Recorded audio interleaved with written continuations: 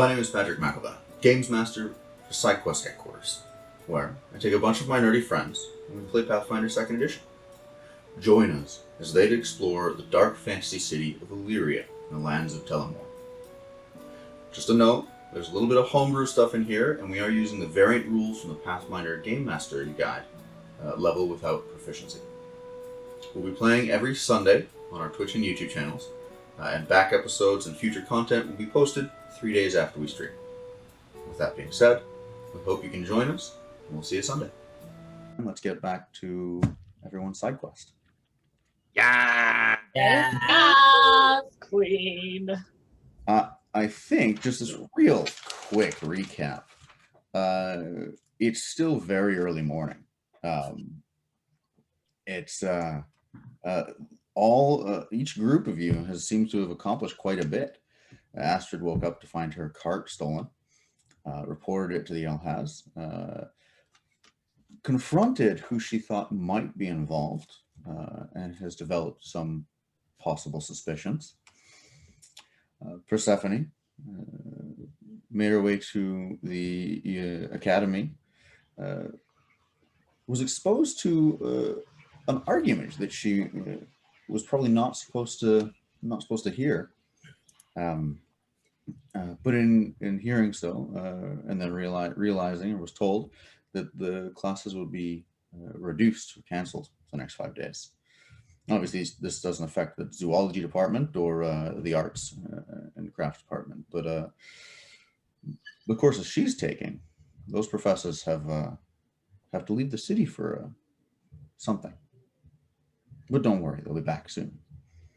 In the meantime, she's been given a small assignment, a little extracurricular activity, which she needs to find a friend and go forage for some fungus. Definitely 2 parts to that quest. Two-part assignment. One part more difficult than the other. And then, last but certainly not least, Fizzle and Gallain got to work this morning to discover that the regular ore delivery never showed up. When they looked into it, they found a couple of evil genius, very suspicious, poorly thought out, young Illyrian youth who were trying to make a quick buck with a plan that they maybe didn't think out all that thoroughly. And now that Fizzle and Gallain have caught up to them, Fizzle and Gallain may be dealing with the fallout of their poor planning. Hacks. Look, but after Gallain's motivational speech, Keith is going to make better life choices from now on. There's so we hope. Possibility. May rethink his life choices. Yeah. I mean, that's the idea. Yes. God, that might be the first episode's title name, Life Choices. I believe when we left off, Fizzle was loudly backing into an open barn door. Ah, shit, we're starting here. Okay. Yeah. Right into it. Right in. Gallain was just around the corner, and a couple of young, poor life decision-making youths were shaking in their boots by some carts. One was just doing his job. It's true. It's true. Doing his job. Woefully unprepared to be taken advantage of. Yeah. But as it stands, one of them, I believe, has been given a knife. Yeah. We gave Gavin a knife. The guy who works for the smithy, right? Or for the ore importer, Gallain. Yeah, that's right. Yeah, he's the driver who didn't make it to us. Yeah. We gave him a knife. Yeah. So let's see here. Make sure that's on silent. Yeah.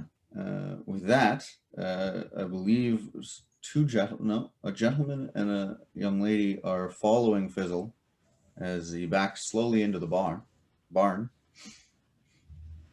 and we're rolling initiative. Were Oh. both of them backing? Were both of them following Fizzle in? Both of them were following Fizzle in. Yeah. Right. The gentleman had followed right in front, maybe 10 feet ahead of you, Fizzle. Okay. As you guys entered the barn, the lady pushed off from the side of the barn door and started walking in towards. And just to clarify, I believe, Gallain, you managed to go out the side entrance and it's towards the front.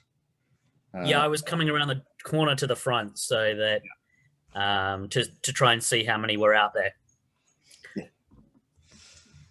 I think the last roll of last session was whether or not the woman trailing in saw you peeking your head around the corner. Yeah, I believe it was. Yeah. The outcome of that roll will be very interesting. Yeah. On that note, what's everybody's initiative perception rolls? 23. Dope. Nice. 16 plus 7. Fizzle is 16 GMG. 16 for Fizz. And we have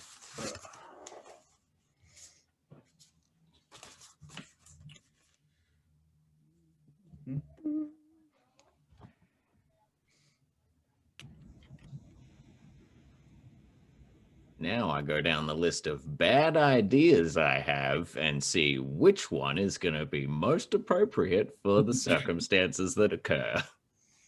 I don't want to kick this off.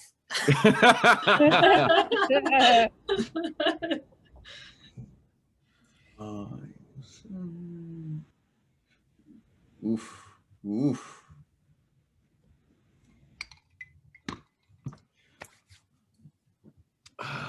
Okay. So, Okay. It's not going to be that bad. I mean, It's not going to be that bad. Oh, God. That. okay, that's I need to do this. 8. I don't like that sound. Oh, I know. In the throat, just chuckle, maniacal chuckle. It's completely harmless. I said no dungeon master ever before he unleashed a diabolical trap. This is my evil laugh. My evil laugh. Harmless to you isn't harmless to us. Hold on. I'll drink my tincture of goodness. See, I've realized now that other streamers have actually had to write this shit backwards so that it reads in a camera that flips their thing. There we go. Just to reassure you guys, it's a little tincture of goodness. I'm sure nothing bad will happen. First up is the gentleman directly in front of you, Fizzle. Big old scar down his face. We can reference him, Scarface. Yep. Love it. And as you are backing up, he's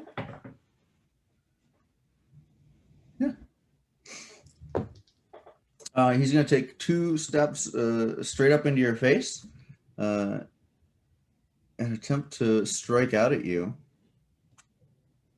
with his fist. Just going straight for it, huh? Cool. As soon as you guys are inside the doorway of the barn, you're basically about 10 feet in. The barn door itself, even though it opens full like 20 feet wide, it's only about 5-10 feet open. So as soon as he's off, basically out of view from the street, he closes the distance and goes to swing at you.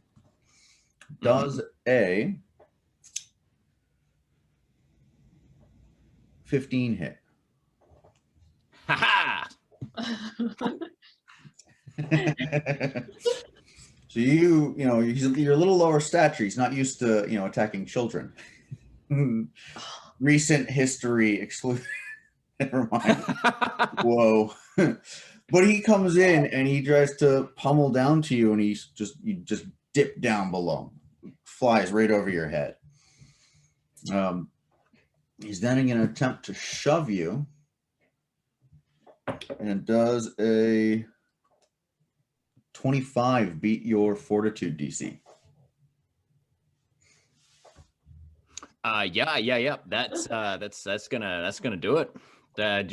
Just by the tiniest margin, but yeah. Right. Yeah. Right.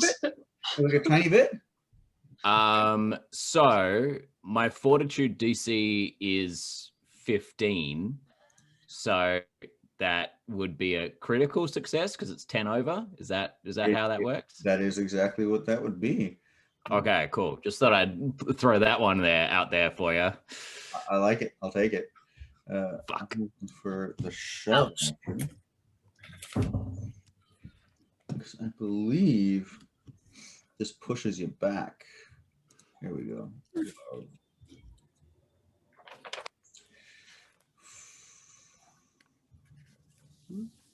Attack bonus. If you critically fail a check to shove using weapon, drop weapon. That's irritating. I want to actually. I mean, he's like over 6 feet tall, shoving a goblin. I mean, it's fair. It is fair. It makes sense. It makes sense. Shove action. There it is. Push a creature away from you. Yeah. Critical success. You are pushed 10 feet back. Okay. And he follows it up with a free stride action to maintain melee combat distance with you. Okay. So he's like shoved me 10 feet and he's like up of me? Yeah. So he goes to swing a punch. He misses. He gets pissed. He sort of like shoves into you. You go flying back and he follows right up. That's his 3 actions though. And that takes us to Gallain. So I'm still by the side of the building. Yeah. I've seen them both go in. Yeah. Correct? Yeah. Can I take a quick look around to see if there's anyone else that Fizzle might not have seen through the doorway, seeing as I am at the front of the building? Give me a Is there any perception. other people hanging around waiting to come in? Give me a perception check. Come on, buddy. That will be a 23. Just as you see, the people head inside. You take a peek around the streets, up, down, real quick, and I mean, this east gate is sort of much lesser traveled. It's the whole reason that these young punks tried to use this area for this scam of theirs that has been foiled. Looking up and down, you see another sort of group of like pedestrians, maybe 300 feet down at the next intersection, sort of crossing over, but nobody in the immediate vicinity of this barn. Okay, great. Then I would like to move up to the doorway so I can peek in and see what's going. How far is that? From the corner of the building where you're at, it's at most like 10 feet to get to the center of the doorway to like peek your head into the barn door where it's open in there, where Fizzle managed to open the doors. This does put you Right, I will 5 feet behind the female, the woman thug. Yeah. And what do I see? Peeking around the corner, you can see the Fizzle's been pushed into the barn, but he's about 20 feet inside the barn now, and the big guy is right up in front of his face, just looking like he's going to swing again. The woman is sort of trailing in behind, and it looks like she's just starting to like curve around the side to try and get more of a flanked vantage point. so I can see shit going down. Yeah. Stop it. I'm gonna yell to Gavin and Cademan, run! Get out of here! All right. And then use my last action to get out my light hammer ready to use it, because I'm guessing with perception and running, that's taken up an action movement, and then draw weapon. Let's see, perception. Yeah, okay. All right. That brings it down to Fizzle. Oh shit.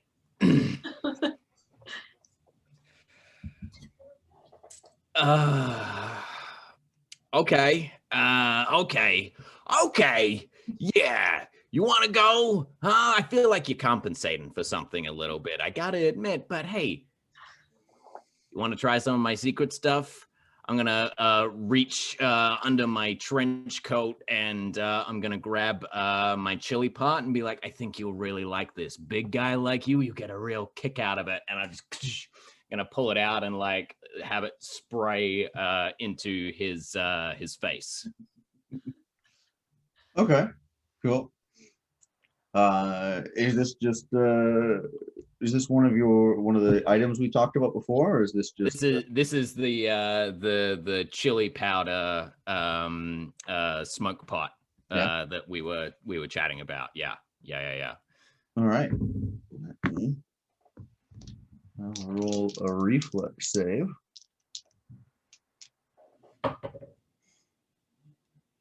What was your? So I get this will be against your craftsmancy, right?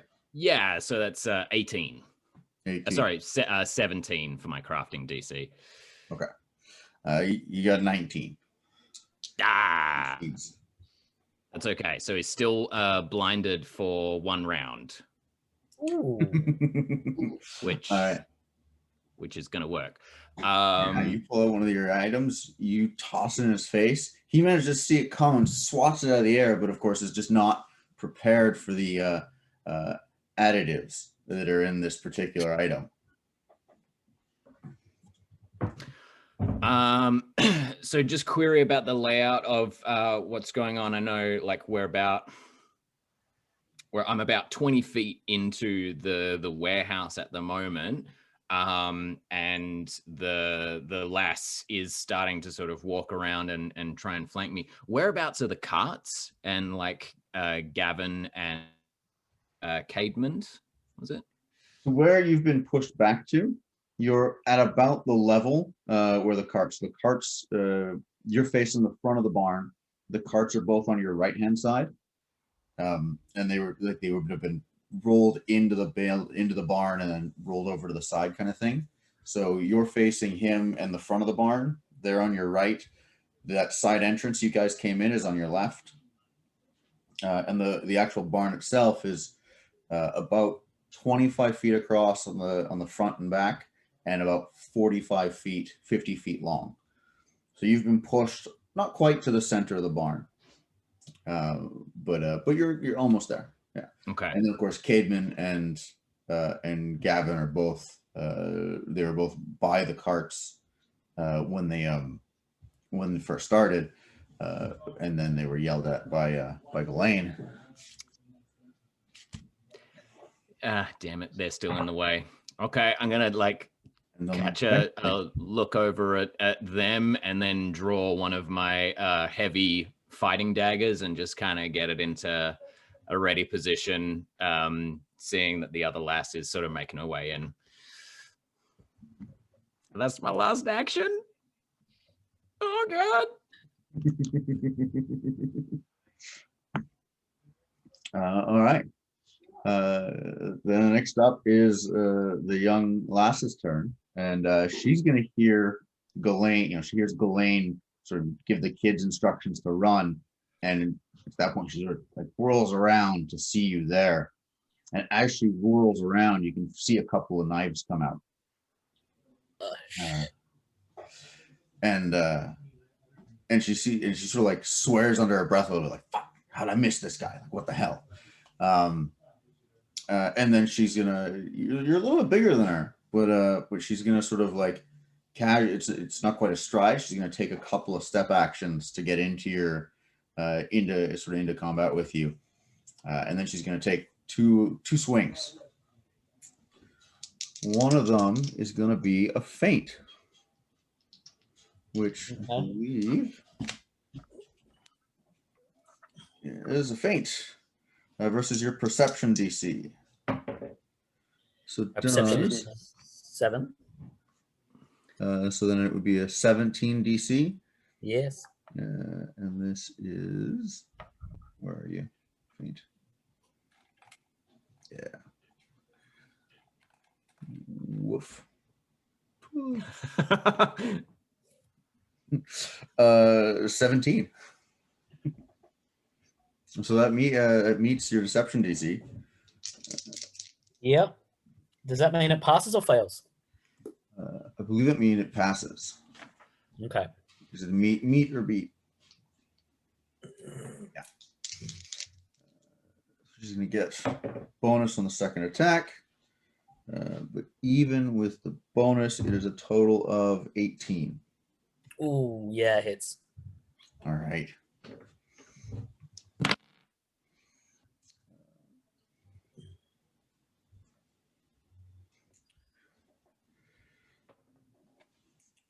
That's a total of 4 damage.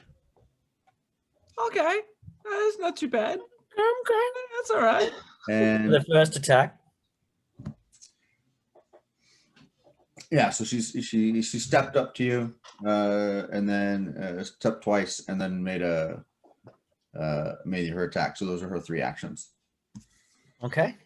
Okay. It's at this point that it's now jumps down to Cadman's turn. Cadman and Gavin. Yes. And seeing the Fizzle on the ground and you in contact with the young woman, Cadman and Gavin sort of look at each other. Cadman runs around Fizzle, it's like the opposite side, so the woman's on, and just books it for the open door. Gavin first it looks like he's following, and then he sort of takes the dagger out and he steps up behind Fizzle, or like beside Fizzle, and sort of threatens the big Scarface brute guy. There we go. Good boy. Oh, I don't know about this. Oh, God. Just real quick. Wagon boys should know how to at least throw down a little, man. They got to protect the wagon. They should know at least something. He got beat up by like 2 teenage kids, though. He did. There we go. But this time he has a dagger.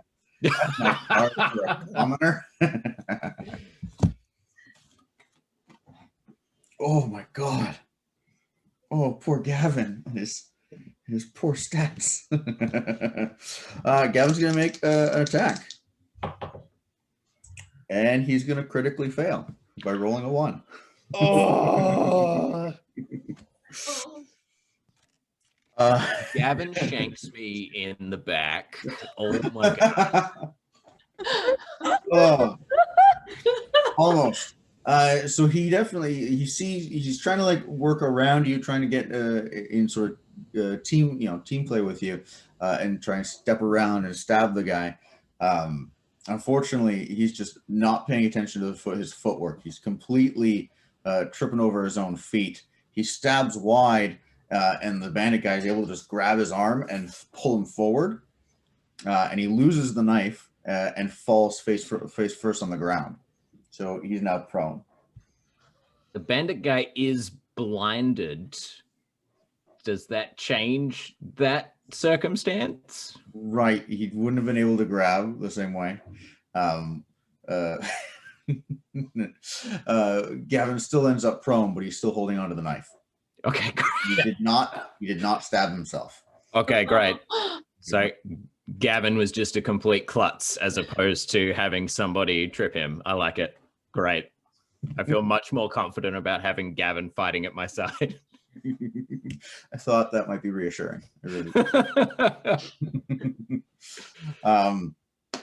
Yeah, but it's up to the Scarface guy who's sitting there. Can't, he's rubbing his eyes now. He can't see. He's screaming a little bit in pain. He's like, "Fuck! What'd you do to me?" And he just starts swinging wildly, thinking that you're somewhere right in front of him. So I believe blinded. Oh, I love having. It's like, I'm just gonna do this, and if you happen to get in the way, that's it. Just haymakers, blind haymakers. Okay. God, you know what? Archives of Nethys has this beautiful GM screen index, which is super useful. -4 penalty to attacks on this. So, his first swing is it's a 13. Second swing is even worse. That ends up being a 2 total. And then he's gonna step back out of melee range, just so he can try and blink his eyes clear. The eyes are, and you just see his eyes are just red, bloodshot red. They're watering. Just about this point when he steps back, he's able to blink a little bit. Now you can see he's focusing on you again. Looks like he's probably getting over the effects of what your smoke pot did to him. Gallain, this brings us down to you. Well, if she stepped up and she's just tried to stab me, I'm going to take a swing at her with my light hammer. And I'm going to use an exacting strike. Nice. Which means if I miss on the next attack, I don't take the negative attack penalty. Cool. Dope. And that's not going to miss. That is an 18 plus 9. Ooh. Yeah, that hits. 1d6 plus 3, 4, 7 points of damage. Oh, wow. Holy. And then I'll, on the return, strike again with the -5. So 19 plus, I rolled a 19 plus 9 is going to be 28 minus 5, 23, 24. Jeez. 23. That also hits. Yeah. Yeah. For another 6 points of damage. Holy crap. And then I'm going to yell at Fizzle, Fizzle, we got to get out of here. And I'm going to step back out of range so that I don't get an attack of opportunity. Provoke an attack of opportunity. Nice.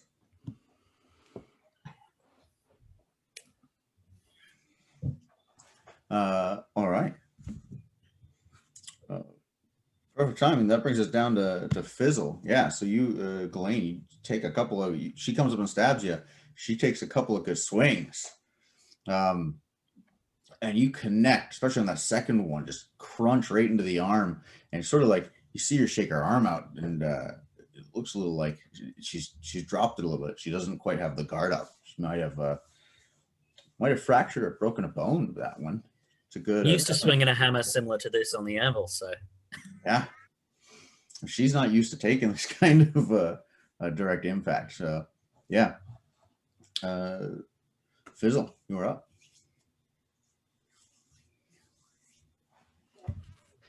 Damn it, Gavin! Why didn't you just run, you fucking idiot? Get out of here! I'm stupid fucking Gavin. Shit. Fuck, I can't do half the shit that I want to do. That dumbass Gavin. Okay. I'm sorry. Okay. I can't do my twin feint move, and I don't really want to attack unless I can be flat-footed. All right, I'm going to stride up to flank the woman that Gallain is in combat with. Okay.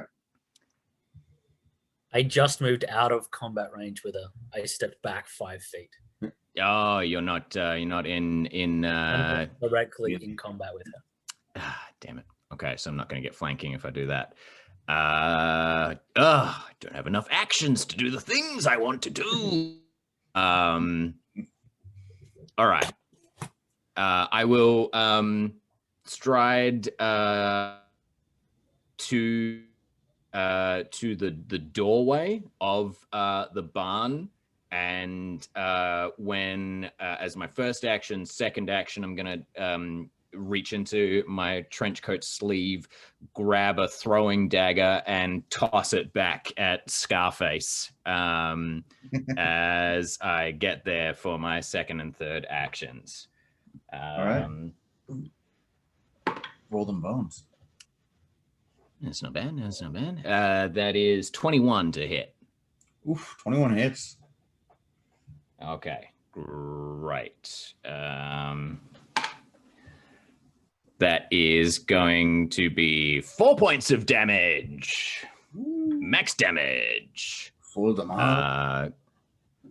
Yeah, because Thrown weapons don't get any strength or dexterity bonuses, do they? yeah, and my sneak attack's all about flat-footed and got no flat-footed.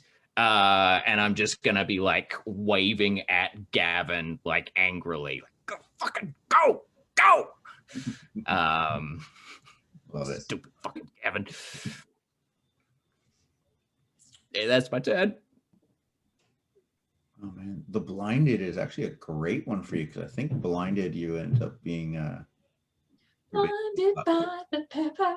-4 for perception checks.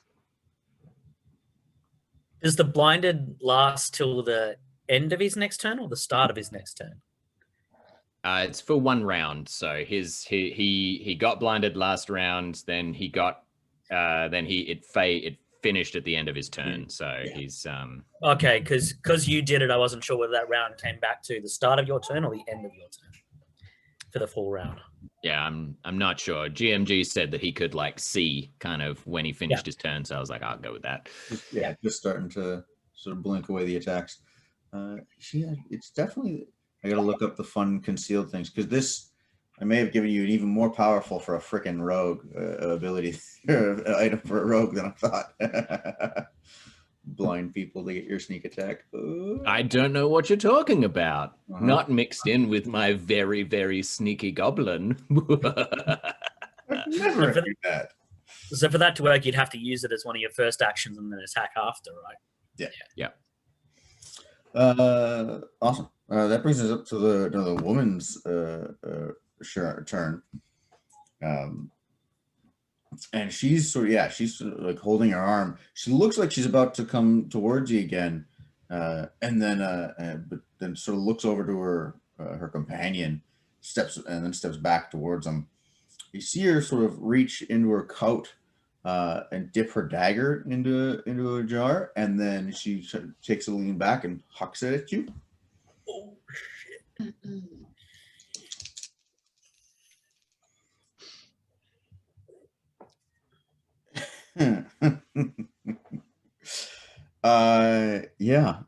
And a critical fumble is gonna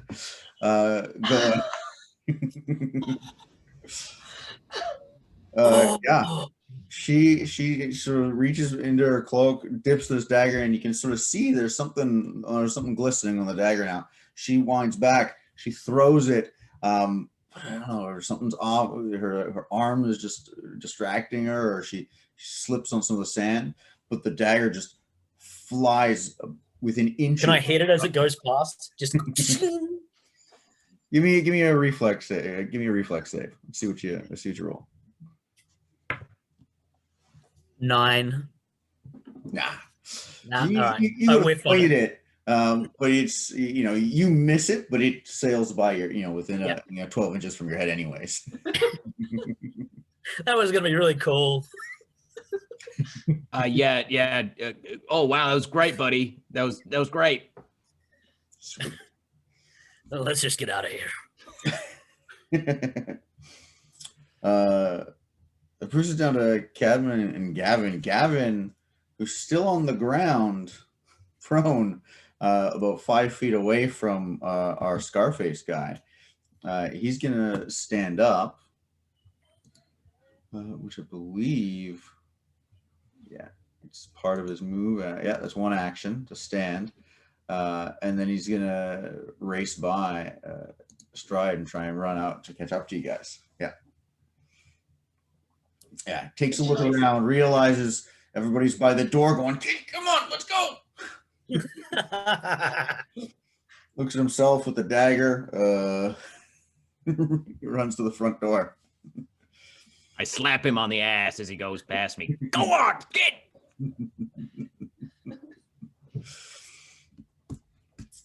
All right, brings it up to the top of the round. This is back to Scarface. He's finally like blinked away from his eyes. He's looking freaking dead eyes at you. He is just, you can see this guy's pissed. He's not used to being, shown up in this way kind of thing. And he's like clenches his fist, and as he takes a couple steps towards you, his companion sort of reaches out and grabs his arm. And you can sort of hear in the distance or in the background, like whistles being blown throughout the city, or at least through within a couple blocks. It sounds like potentially Cadman, who booked it out that door first, wasn't shy about screaming for help, even though he may have started this issue. She stops him, grabs his shoulder. You see him, he's furious. And he takes like a good long look and he goes, I'm gonna fucking remember you. Oh, don't worry, buddy. You're burnt into my memory as well. That, nice and recognizable, don't you think? Last thing you'll see next time. And they both start backing towards the back of the bar on the side entrance. Can I do that thing where you hold on to the person's cuff as they're like trying to get to someone to Fizzle and just sing like, come on, boy, let's go. I was going to say, I'm drawing a dagger and I'm walking forward like, yeah, I got fucking backup on the way. Huh? What do you got? What do you got? Come on, Fizzle, time to go.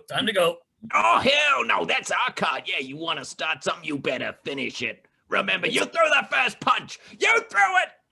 And then as he turns around the corner, because Gallain's just dragged him back through the doorway, just yelling. Let's go. Why would we go? The Owlhares are on their way. We didn't do nothing wrong. Our cart's in there. Let's get to Catalan or Salto, get some backup. The other guy said they had more people with them. We gotta go. All right. Out of combat. Catalan or Salto?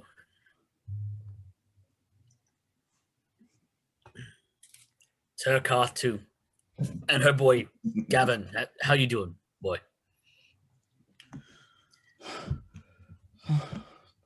I'm okay.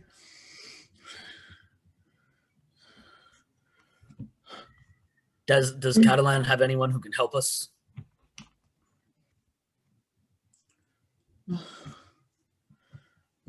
Not really. We don't. I haven't had to deal with anything like this before. But aren't the Alhaz are coming? They'll be able to help. Right. We can wait for the L House, and then we'll a couple of blocks away, not right by them, in case they decide to just walk out and attack us again. And then we'll get you back to Catalan and let her know what happened to her car, why it didn't arrive.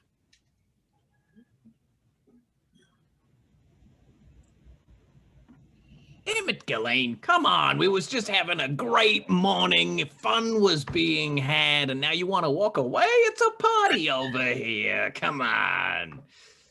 Fizzle, your idea of fun and mine are worlds apart. Yeah, I know.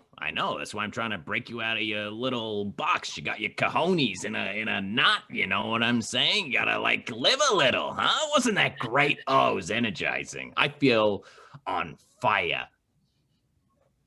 I feel like a drink. And it's way too early for that, but I feel like a drink. See, again, you're limiting yourself, buddy. You got to stop limiting yourself. I want to have a look while I'm having a little back and forth. I'm trying to keep my eyes peeled, see if there's anyone heading towards their warehouse kind of dealio, you know. Give me a perception check.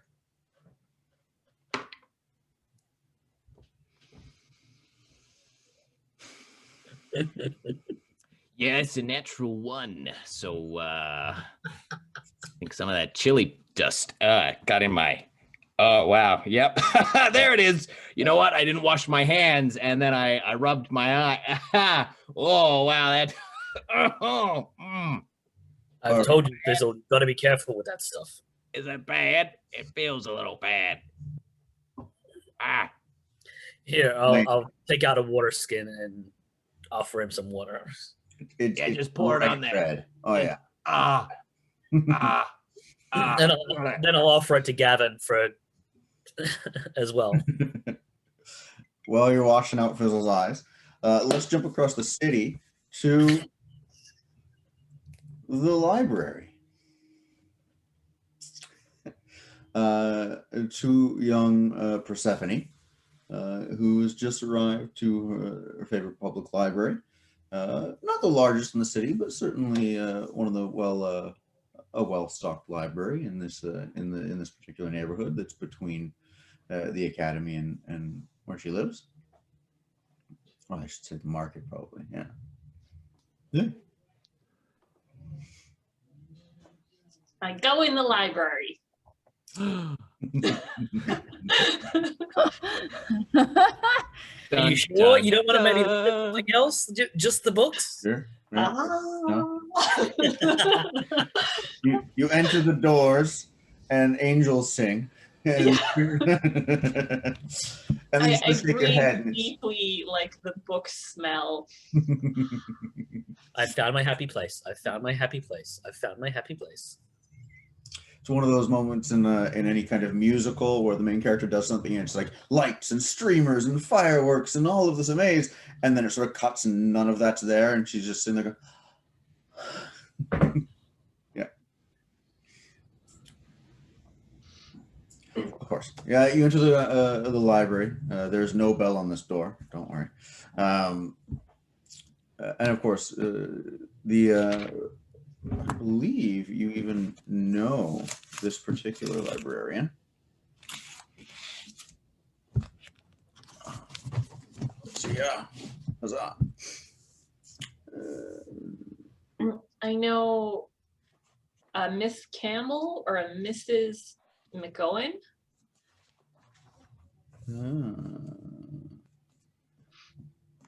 Yes, this is Mrs. McGowan at the city library.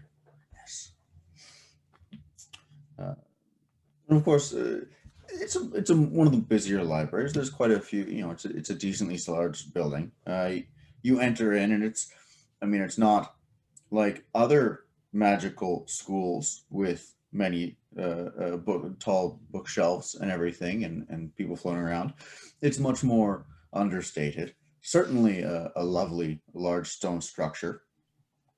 This one, there's a kiosk just off to the, sort of like the right-hand side. There's a little sort of desk area where Mrs. McGowan sits, recording any people who any of the books people borrow. You can see that there's a set of stairs that lead up behind there, likely to the rooms that she sleeps in. Living in here, conducting her own research. You like Mrs. McGowan. She's been researching plants like indigenous fauna in and around Illyria in the city.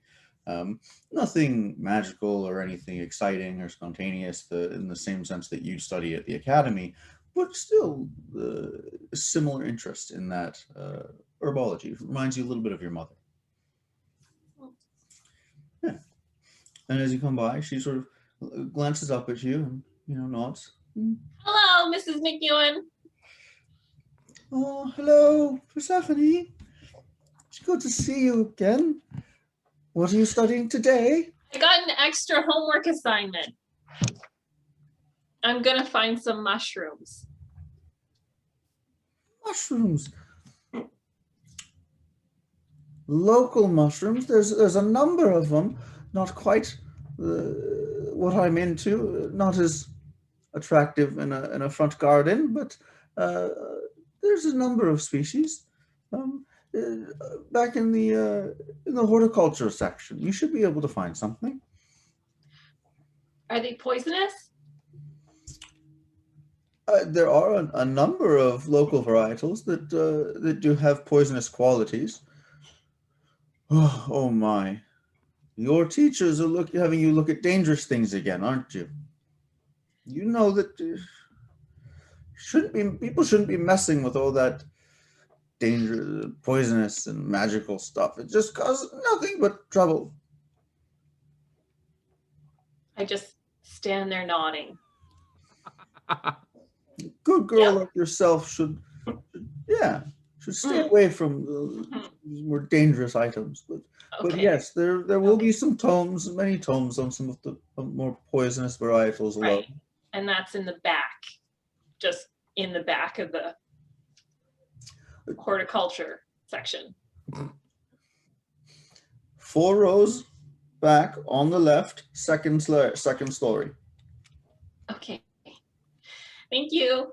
Thanks. Good luck. I wave at her even though I'm standing like right in front of her.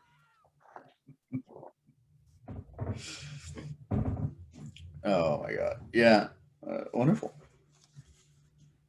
Lovely little wave. Yeah. And I go upstairs.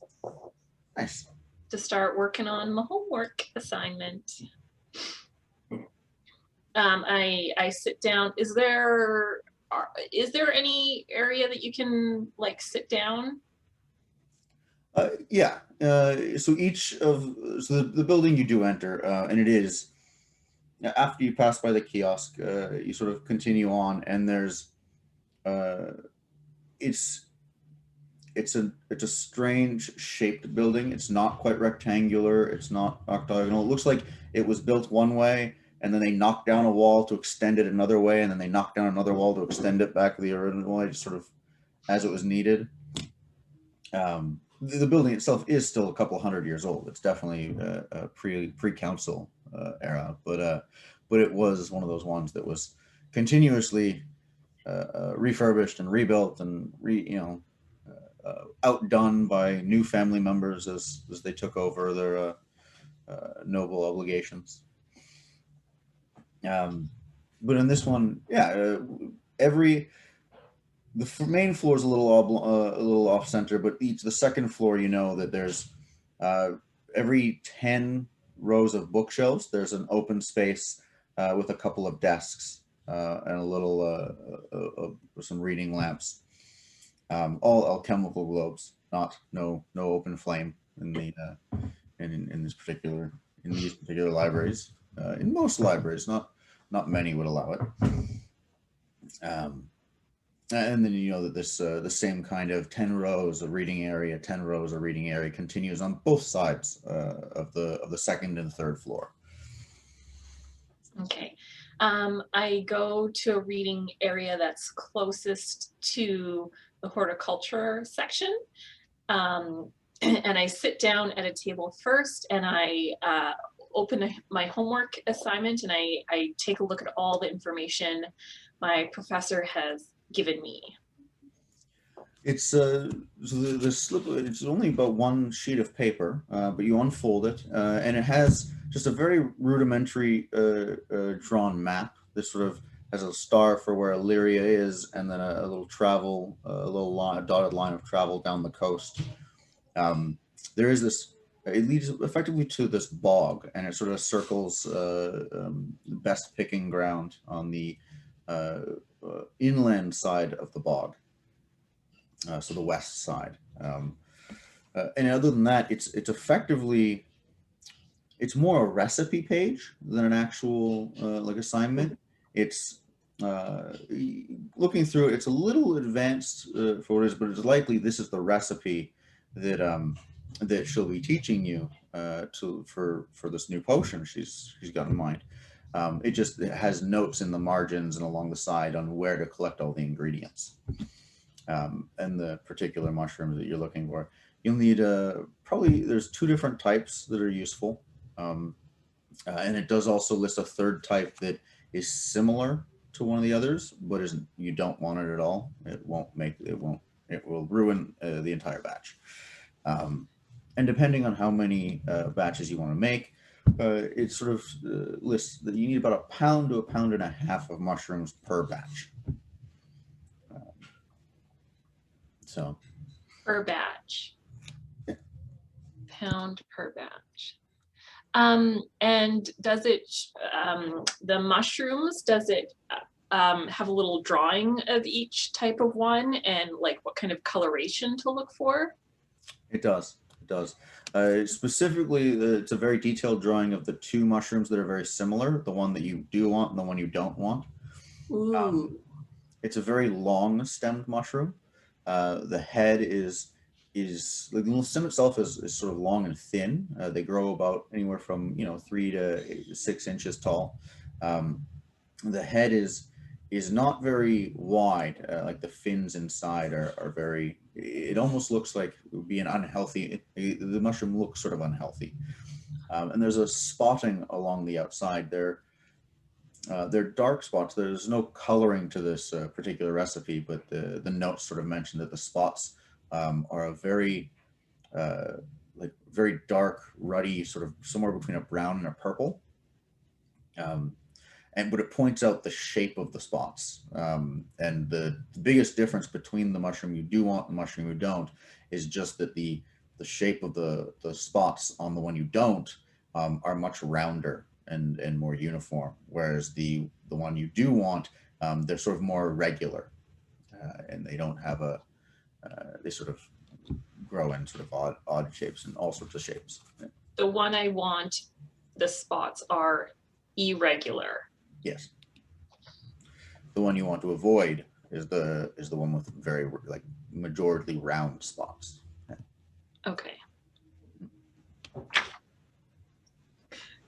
This could go well, I think. Okay. And when I take out the map, do I vaguely recognize the area that I'm going to? Like, do I kind of go like, oh, it's in that direction? Give me a recall knowledge check.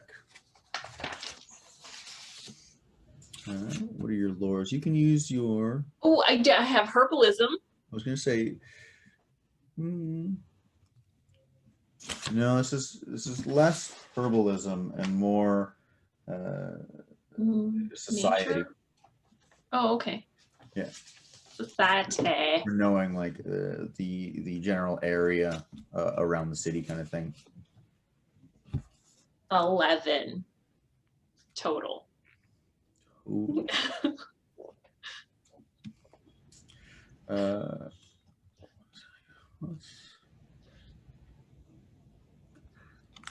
Oh man, Persephone really gets out a lot, guys. Oh boy. So you have explored some of the area around the city a little bit. Looking at just the little hand-drawn map, it's very small. It's maybe 2 inches by 3 inches, just in the top corner of the page. You can very easily determine sort of like it's clearly something someone has done by pencil from their own memory. Like, oh, where did I find that thing? Oh, it was from the city. We went this way. It's roughly here. So it's got some general features. The bog is the one that really is easy to, this sort of catches in your brain a bit. You haven't been there yet. It's sort of not, not so you've explored around the countryside. You've gone even a day or two away from the or around the city.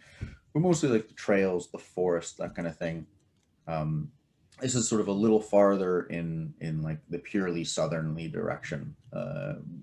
You have an idea of where it is, but you haven't actually been there before. I haven't been to the bog, but I would be like, oh hey, bog's that way. Yeah. Cool. And then finally, does it say, is there a proper way to harvest the mushrooms?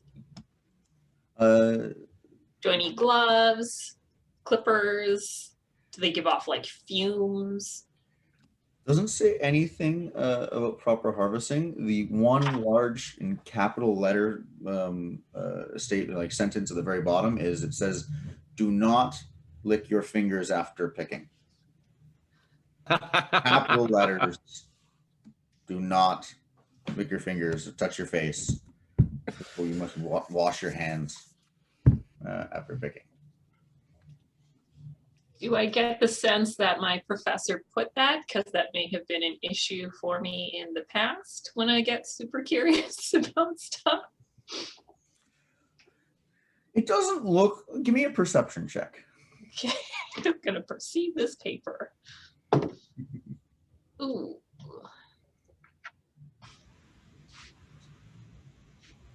Sorry. 19 total. So, I mean, remembering back, you didn't see your professor, Ashlyn, write any notes on the paper beforehand.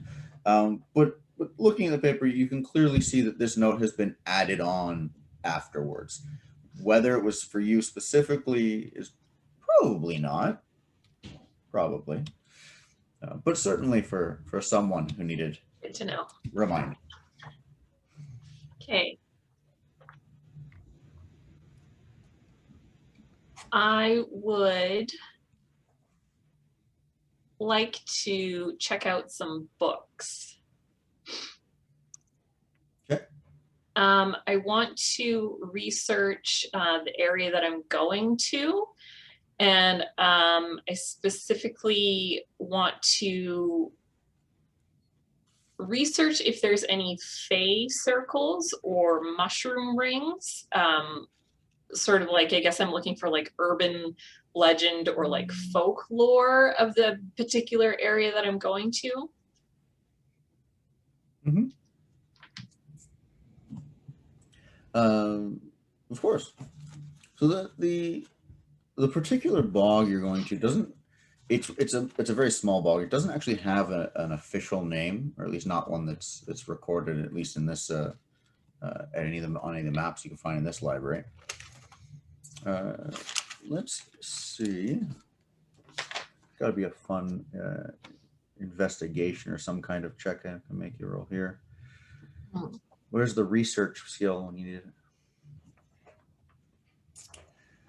You have, what's your lore? Is your lore herbalism and lore Fortune telling.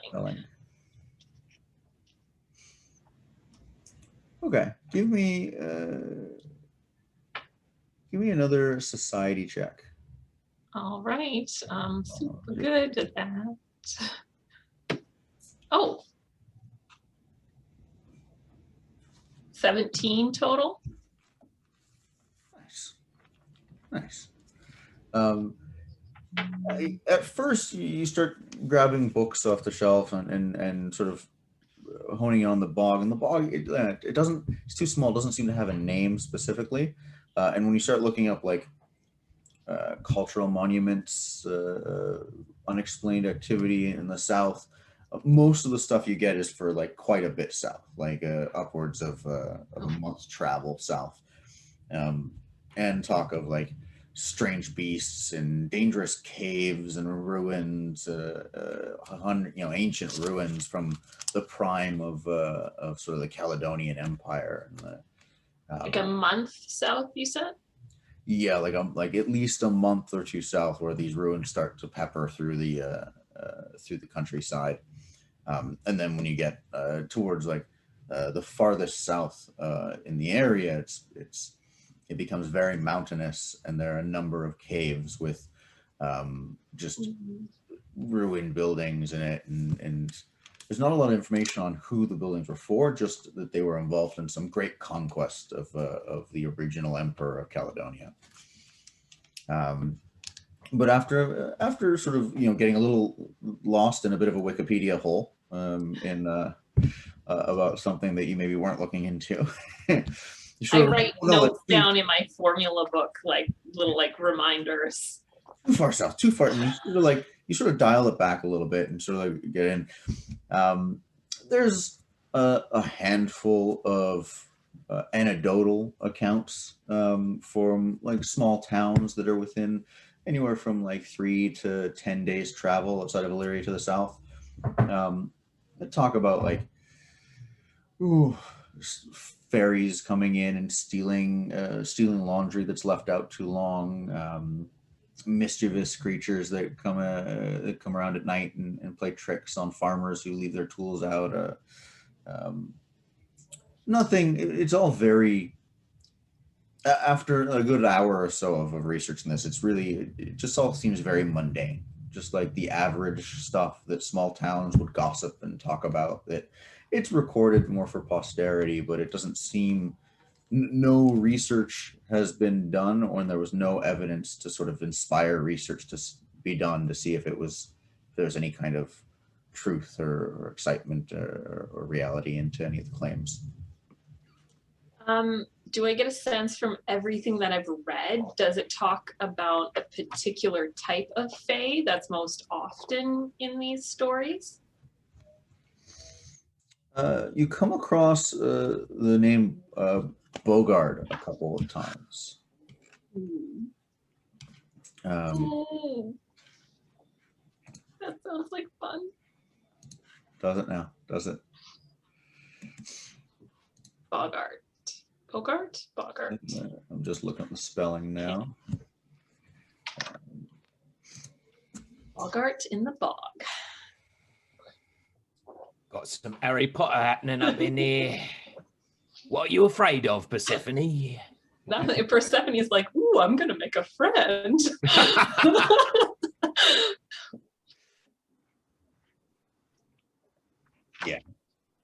Yeah. Okay. And then in that research too, did they talk about anything to do with the Bogarts? Who, did they give them offerings? Was there a way to make them stop bothering a particular farm? Is there anything about interacting with them? Nothing that's that detailed. That most of especially in any of the more formal writings, these are taken as country bumpkin stories. This is what this person said. These are what the people of this village believe. This is clearly ridiculous. This is just more proof that we need to increase our education plans for the outlying country villages. That kind of thought planning on it. It's written down, but very mostly as evidence for the need for education in the country. I still want to see if I can find something else on Bogarts, if there's anything. Give me another recall knowledge roll, and while you're doing that and doing some research, let's take a step to another part of the city, to a young halfling. It's a 1. That's perfect.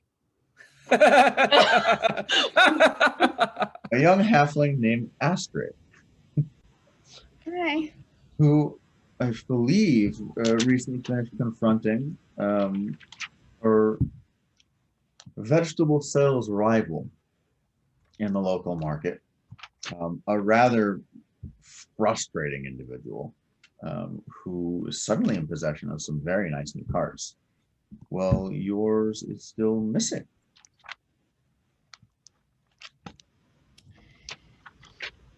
Yeah. I believe I also went and visited some veggie farmers to show my face. Apologize for not coming for the morning roundup. Yeah, you chatted with some of them, and a lot of them, the ones you chatted with, showed you more concern for you. Obviously, them missing. They all have high opinions of you. You seem a very kind and unassuming young woman. Does good work constantly. Is regularly coming by. They remember you from their original contacts, your adopted parents, who introduced you to them less than a year earlier. Yeah. I would like to start my way home and make a quick stop at the tailor shop. Okay. Are you talking the tailor shop that your neighbor's shop, or the one that they recommended? The one that they recommended. Yeah. It was Keen Taylor, who is a tailor, making much more on the simple clothing, simple side. Did suggest that you might have recommended somebody that you go chat with, someone who works in one of the nicer districts, who may have some information, who may be able to tell you something more about the fine set of clothing you originally woke up in. Maybe I should go get them first. Yeah, I should probably go get my clothes first. Easy enough done. 100%. So you chatted with the farmers. You made it back into the city, of course. Yeah, you come in and out the main gate. As you're passing by, you sort of see a bit of a commotion down one alleyway. It looks like a good 500 feet away. There seems to be I don't know, half a dozen Elhaz chatting with some people. It looks like towards maybe the east gate. But you sort of brush by, just the hubbub of the city. It's a lot of that. And yeah, you make it to your house, no problem. You come through. It takes you some time. You're not close to the gates in the same way. But you grab your belongings, you bundle them up nice and throw them in your pack, and then you make your way to this tailor shop. And the name of that tailor shop is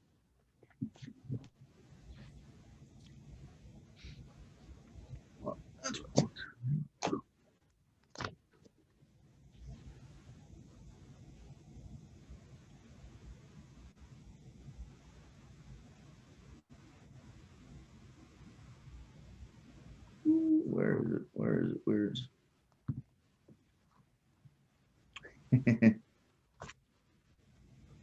I do that. I did do that. I'm silly. Towards I would say the north side of the Leeds area, one of the finer districts in the city. It's been suggested you talk to a man named Lou at Lou's Fine Linens.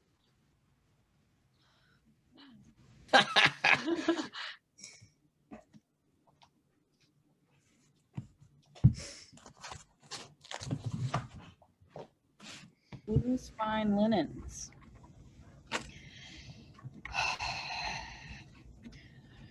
Well, Des, I hope we get some answers from this guy. And then I would like to walk in.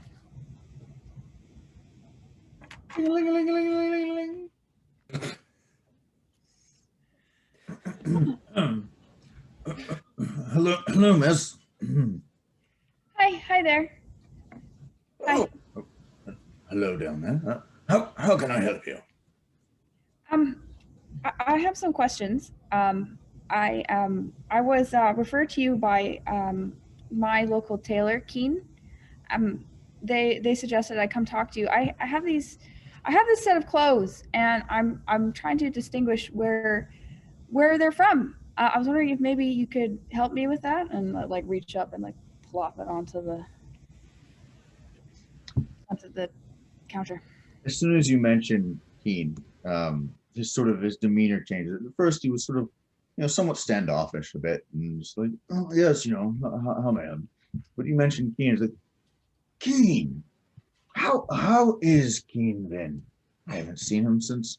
Oh gosh, it's been too long. We don't visit anywhere near enough. Grew up in the same part of the city. Yes, of course, of course. This is fantastic craftsmanship. What did you want to have these appraised? I mean, these are worth a few pieces, quite a few silver, I would say. Shit, yeah. It's a little scuffed up, but I could get a cleaner to get most of this out. But They're not for sale. I was hoping you could tell me if you know who or where these clothes originate from. let's see. And he sort of takes the doublet and sort of pulls the inside and like pulls out the sleeves inside out and starts looking at the seams and trying to check things out. You see, many designers often stitch their name onto the inside of one of the seams, but that's odd. This is such fine work. I'm surprised that I haven't seen it anywhere. Huh. And he flops pushes the sleeves back in and gives it a shake. I'm sorry, I can't find any the designer's name anywhere on it, but it is very fine linen. Certainly, potentially a couple of gold were spent on this to have it custom built. Looks to be about your size. Yeah, it's a long story. This is well, I am loath to say so, but this is finer work than I am able to accomplish. But this is definitely of noble make. I imagine. I'm surprised that there's no. He's going through the seams again, double checking, see if he's missed anything. It's just usually the designer's name.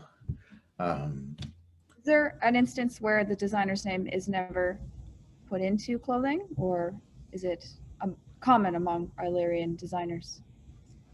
It's common amongst the designers who sell their wares in some of the finer shops, which this could easily sell in. There are occasionally noble families who will custom who will order their own custom works, custom family attire, and they often won't be signed in anything like that. But that is a very expensive endeavor. Certainly, it would likely be one of many. You would have a designer come into your home, into a noble's home for potentially an entire day or a weekend. They would likely measure the entire family and then design outfits for each individual member, often 3 or 4 or 5 outfits with similar colorings. I don't recognize the colorings of this particular noble family, but there doesn't seem to be. Oh, there is a crest on one side. Yeah. I don't recognize this crest. I wonder, this could be from quite an older family, potentially one that's come out of that's potentially lost their status in the last few years. Do you know where I could go for someone that would recognize the crest? I suppose the city library would have a record of lineages for most of the families around the city. You could also check out the local registrar from, I should say, the noble registrar. The council has been attempting to collect information on most of the people in the city, but the nobles have been reticent, I would say, to go along wholeheartedly with the council's wishes. However, if you were to check out the noble register at the academy, with a little, with a bribe, you might be able to get some answers from them.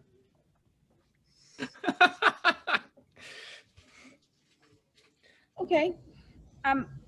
Not to discredit all you have done for me, but is there also perhaps another tailor that might know more about the clothing, perhaps? Oh. I mean,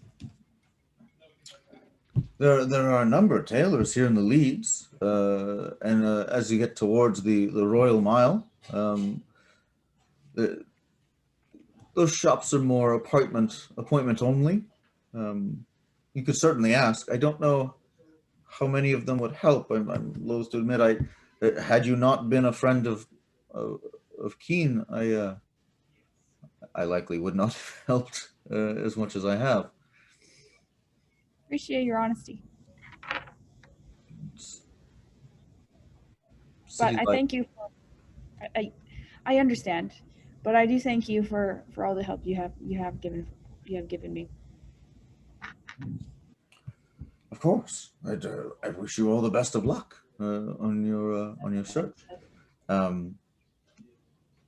The crest you can see there, it's very subtle. It's in just slightly off tones of the same color. I almost missed it at first, but when you take this to an archivist or the librarian, have them see if they can search this particular crest. Thank you, and I'll tell Keen you say hi. Well, you should stop by. It would be good to see him. I'll let him know. And I grab my stuff and I make my way to the library. Do I know? Well, I guess do I know where that is? It's a real question. That is a very important question. Give me a society check.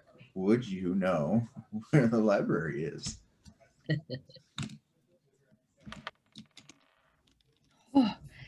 24.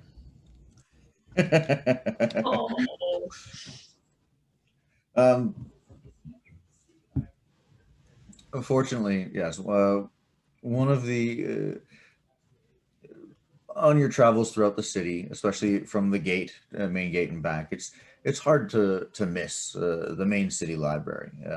It's though an awkwardly shaped building, it is imposing nonetheless, and hard, difficult to miss completely.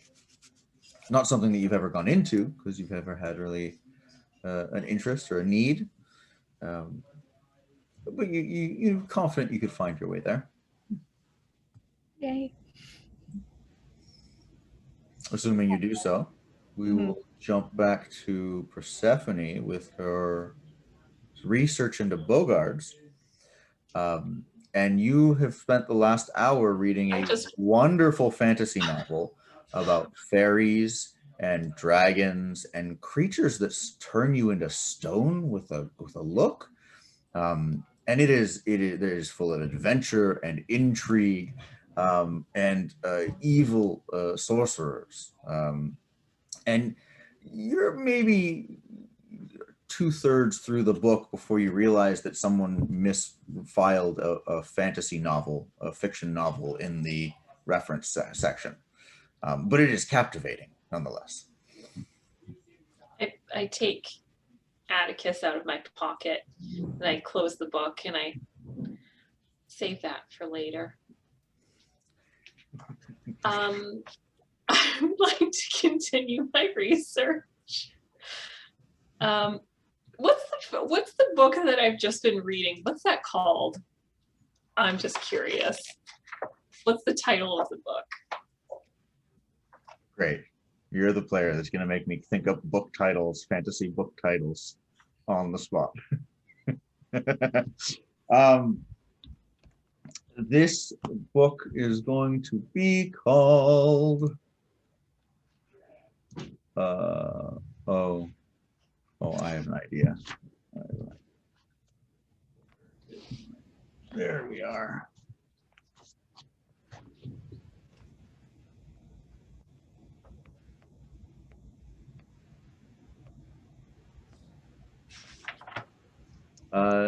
This, looking at the front cover, there isn't actually any title on the front cover. It looks like maybe it's been re-sleeved accidentally, but on the spine it definitely lists the title of Maeve and Maddox's Grand Adventure.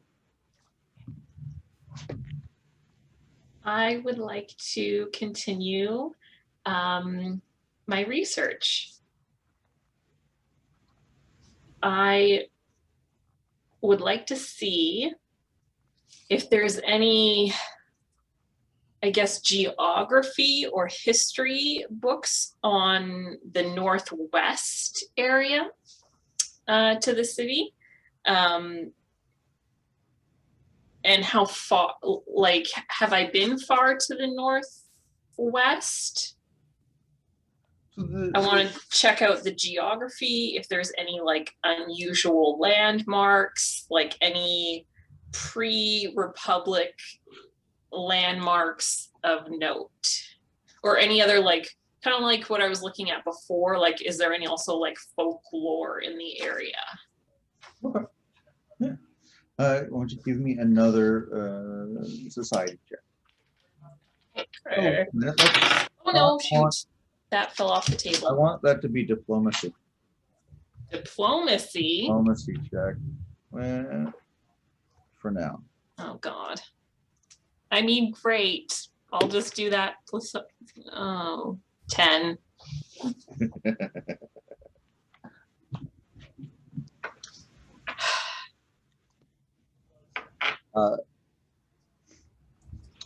This is one. You start looking into the northwest, and it's a lot easier to find more information. The biggest landmarks you know of is the road structure that Caledonia, the empire, built. There's a main road that travels almost entirely sort of west northwest in that direction. It just sort of winds through this area of Illyria where the city sort of ends. There's like a couple of steep mountain passes that sort of surround it. So it sort of confines the road and the travel around the city to specific directions. But once that mountain pass sort of opens up a bit, the road is a little more straight and clear. It ends up following one of the rivers that outlets into the bay that Illyria is in. Oh. But the roads themselves are fantastic. They were amazing, like decade-long structures that were built by Caledonia. They were carved into forests and across plains and even through some mountains and hills. And the ground was scoured and dug up and leveled, and there were proper sort of ditches placed on either end, so there was drainage. And rocks were mined and quarried from local caves to place into the road. You come across a couple of newer articles that sort of complain about the deterioration of the road, the upkeep without a sort of region-spanning empire to funnel works and money into the upkeep of the road. It is starting to degrade over time. There are a number of rest stop areas that were built along the road for like the large caravans that would travel here across the area. As far as fae story and interesting creatures, there's a lot more anecdotal stuff about the from different towns, sort of very similar stories in different areas, but instead, whereas in the Southlands, the Bogarts were sort of the big bad guy, the boogeyman. Towards the north and northwest, it definitely talks more about fairies and and tree spirits.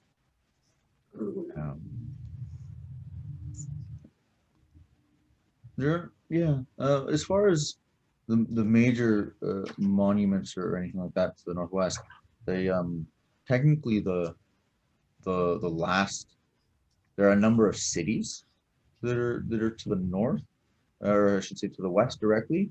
There's one city that was from part of the former Caledonian Empire that is sort of directly northwest. And then if you were to go across sort of the known area of the former Caledonian Empire, you'd almost reach the fortified Elvish city. It's rests right on the edge of the mountains.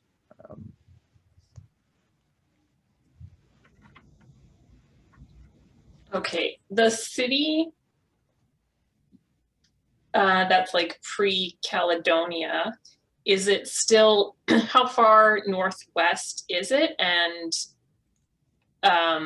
is it still in use? And what was it used for? Well, it's more of it is a Caledonian city, so it's pre-council. Oh, okay. But it was part of the Caledonian Empire. Oh, okay. It would have been another city, nowhere near as grand as Illyria, but just another of the Empire cities. With the fall of the Empire, there's most of the information from here is a good 40-50 years out of date. It talks a little bit about its major trade routes or major trade. It was a stopping point when goods would come from the interior towards Illyria. They would sort of often stop here, depending if they were coming from the north.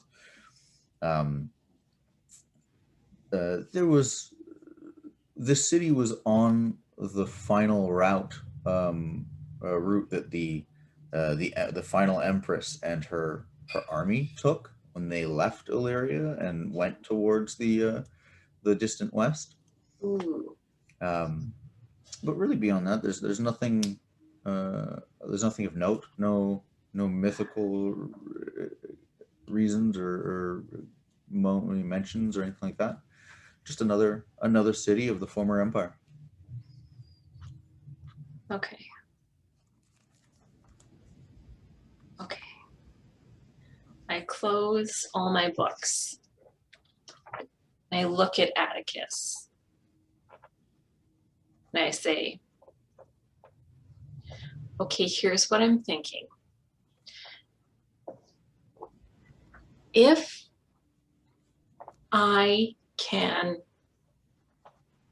rent a horse, I could probably do both my homework and just take a look at where my professors went, all in 4 days. I know I was told to get a friend, but I don't know how successful that will be. And I think we should use our energy to make a camping list.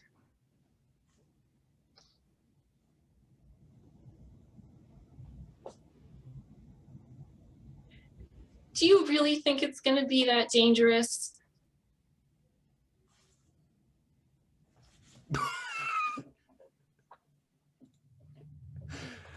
Oh man. Oh yes.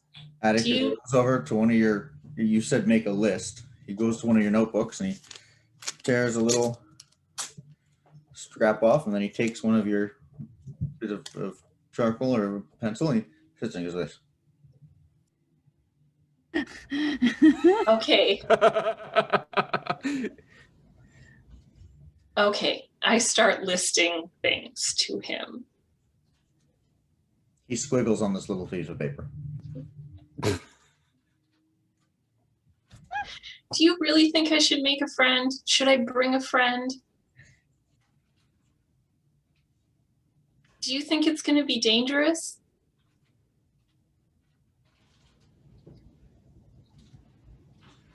I mean, look at the last time I made friends.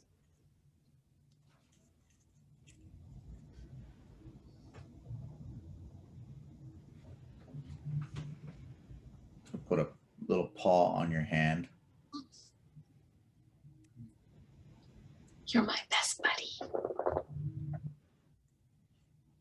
Hold his hand out expectantly. Yes, you can have a cookie.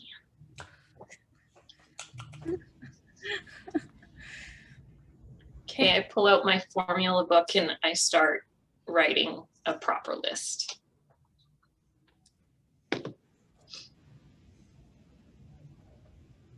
Oh, thank you. That's good. You're a big help.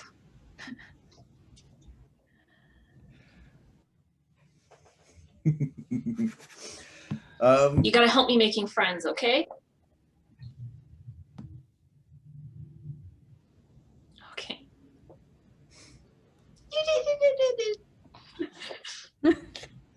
So I sort of continue to chat to my squirrel in the library. You do figure out that like the city to the northwest is probably a solid 2 days travel there. Okay. So even if you're renting a horse, it would be like really, if you wanted to try and do both at the same time, it would be challenging. Okay. Yeah.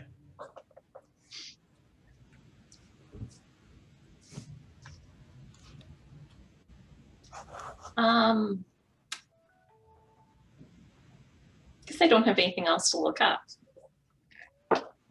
On that note, we will jump back over to Gallain and Fizzle. Mid-conversation with the Elhas. All right, so what are you guys doing? What the hell was going on here? Oh, I'm sorry. We're just doing, your jobs for you, I think. Solving crimes, kind of being generally badass. Gallain, you want to back me up here? Missing cart. Our cart that was supposed to get delivered this morning did not get delivered. Gavin, our man here, was driving it, and he got ambushed, and it ended up in the warehouse down there. Yeah, there was a couple of disgruntled teens, right? So they figured that they would pull off the biggest scam of the century. Ugh, idiots. Complete amateurs, right? So we figured it out. Turns out they were being played by these other guys who had like a scar on his face. He's a big dude, but he's got like red eyes now because I, did some chili powder in his face. And now he's like sworn vengeance against me or something like that. Anywho, there was this other lass that Gallain hit. She seemed like she was in charge. Self-defense only. Yeah, we was just talking. They threw the first punches. We were trying to explain to them that we were looking for our missing cart, and then they attacked Fizzle and myself. And you tossed chili pepper in there? Gavin saw the whole thing. He shoved me. That's hilarious. I know, right? I thought it was a pretty good, I make them myself. It's kind of like a home brand. Sort of like, yeah. You want to write that down? I can't wait to tell my my lieutenants about this. You got more of those things? He normally puts it on food. Yeah, it's a derivative of my hot sauce. I make this really good hot sauce. Gallain's a bit of a wimp. He's not gonna try it because he's got a sensitive tummy. But it's the smoking that gets me. That's where I draw the line. Yeah, I pull the hot sauce out and I pull off the lid and I'm like, "See, you want to have a whiff?" Huh? Gallain takes a step back. Don't worry, your nose hairs grow back afterwards. No, you gotta get right in there. Oh yeah, that's the stuff. Okay.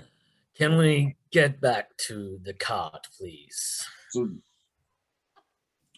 So you're saying the young man Gavin and some other kids were trying to steal some carts? No, Gavin was driving the cart that was supposed to deliver to us, and he got jumped. By this By a boy, couple- Cadman. Possibly. His friend, I don't know. No, Gavin, your name? You corroborate this? Yeah, that's what happened. I tried to take my cart. They had a couple others there too, but I don't know what happened to them. And then the other guys showed up. Okay. And they were how tall? Big scar on the face. Yeah. A woman. And sir, you hit the woman with a hammer? After she stabbed me in the shoulder with the knife. This wound right here. Do you need medical attention? I can fix it up when I get back to the forge. Okay. I mean, it'll take a little bit, but Up as nails, this guy. Okay. Just let me know. I can call for a nightingale. It'll take a little bit to get here, but it's not too bad. Look, honestly, done we worse. just love to take the cart and, take it back to the forge, maybe drop Gavin off on the way. Also, there was the other cart in there. Did you guys looked into that? Did you get the carts? You secured the carts, right? Because if we have to do that as well, I think, maybe your paycheck for the day should perhaps be going to us. The guys who attacked us were still in the warehouse with the carts. No, they were sneaking off. That's why we were holding steady. We were keeping eyes on the outheads. You guys went and got the carts, right? there are soldiers stationed over by the particular warehouse you mentioned. Yeah. Any sort of points because you're only about 200 feet away from it, and there's four Elhaz guys looking at the thing. One of them, there's someone pulling one of the carts out. Oh, great. There we I'm go. sorry, I have terrible passive perception, so I miss a lot of things. It's all the chili powder he gets in his eyes, and when he puts that stuff on, his eyes water for a little while after. That stuff is caustic. That's not Yeah. food. That's terrible. That's what I tell him. That's why I don't want to try it. Look, I can't help it if all of this, Westerner food that you eat is incredibly bland.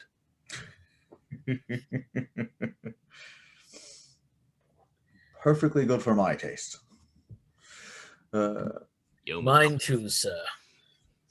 Yeah, it absolutely takes relative, low on the rung move. Guard takes your statements.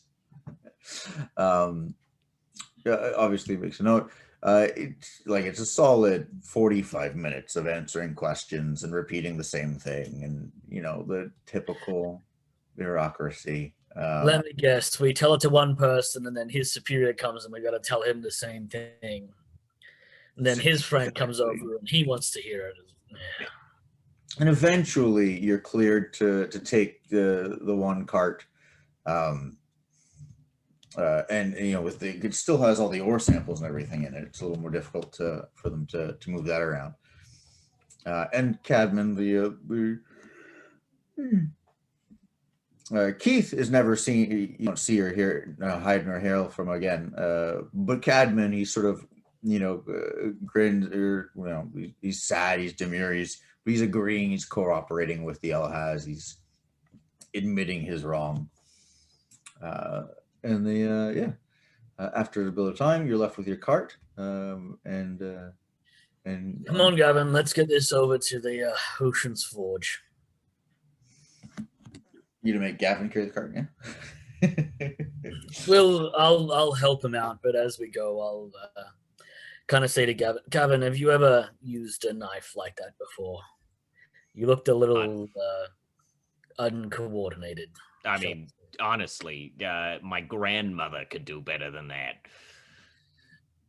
I don't know what kind of upbringing you had, but I haven't had to stab anyone before. It's always good to know a little self-defense. Gavin, if you and any of the other boys or Catalans that normally do these rounds, want to learn how to use a cudgel or a short knife or something. I normally do some weapon training after I finish at the forge of an evening. You're welcome to come and I can show you a thing or two. I'll bring some drinks. I'll sit on the sidelines and, cuss you out and laugh at you while you do terrible. It'll be You can great. ignore Wonderful him. time. Very easy. Does he have to come? Oh, most definitely. He doesn't have to, but trying to get him to not come is the tricky part. Well, thank you, Mr. Tomlin. That sounds like a great. That'd be really. It sounds like a lot of fun. Yeah. My pleasure. I'll tell the other kids at Catalan. There might even be some kids from my neighborhood who'd be interested. Well, I'm not trying to train an army here. I'm just trying to make sure when you're doing your rounds, if someone else tries this trick again, you can at least defend yourself a little better. Okay. Won't invite everyone. Well, just you and one or two of the other boys, and then we'll see how it goes from there.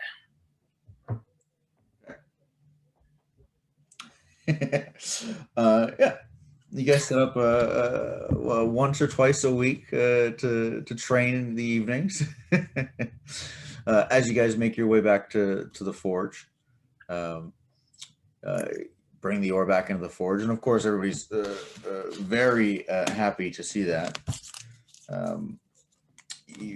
It's been so short a time, even that little half load that you arranged with Gallain hasn't arrived yet. So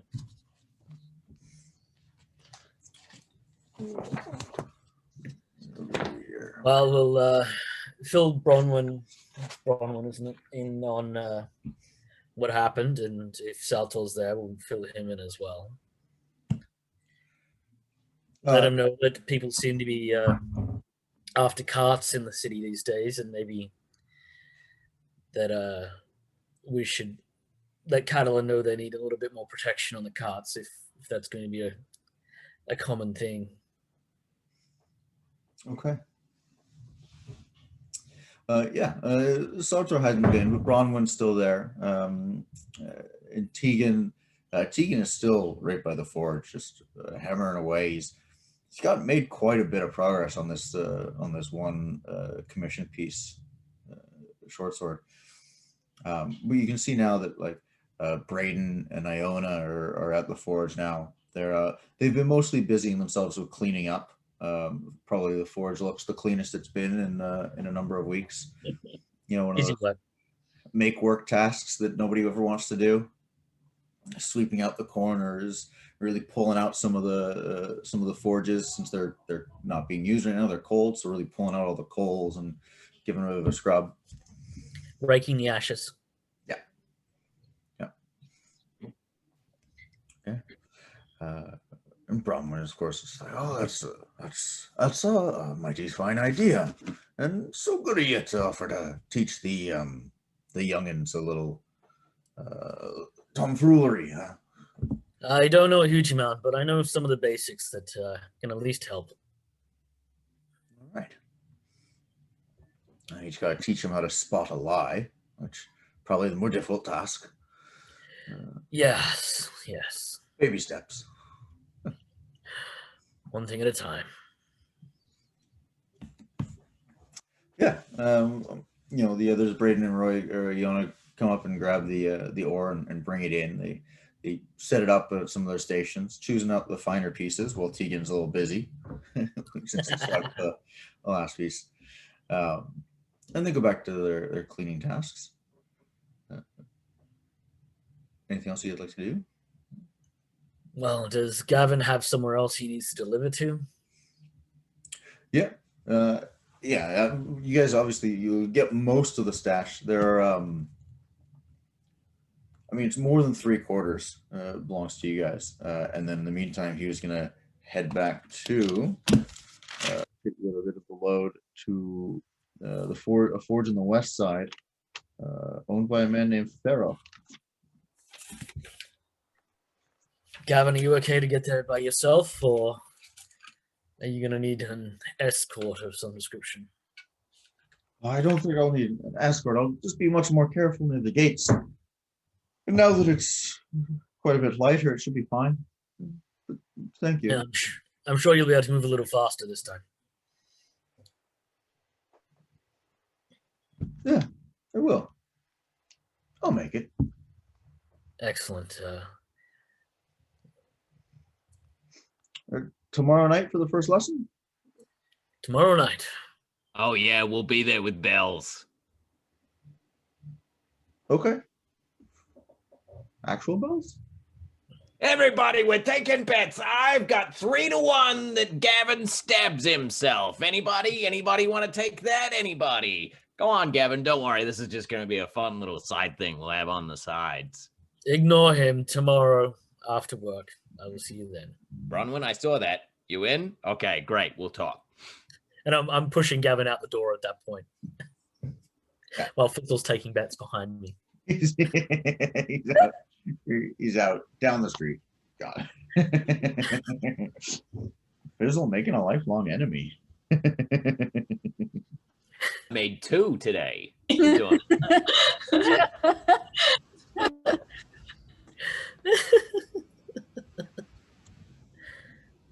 All right.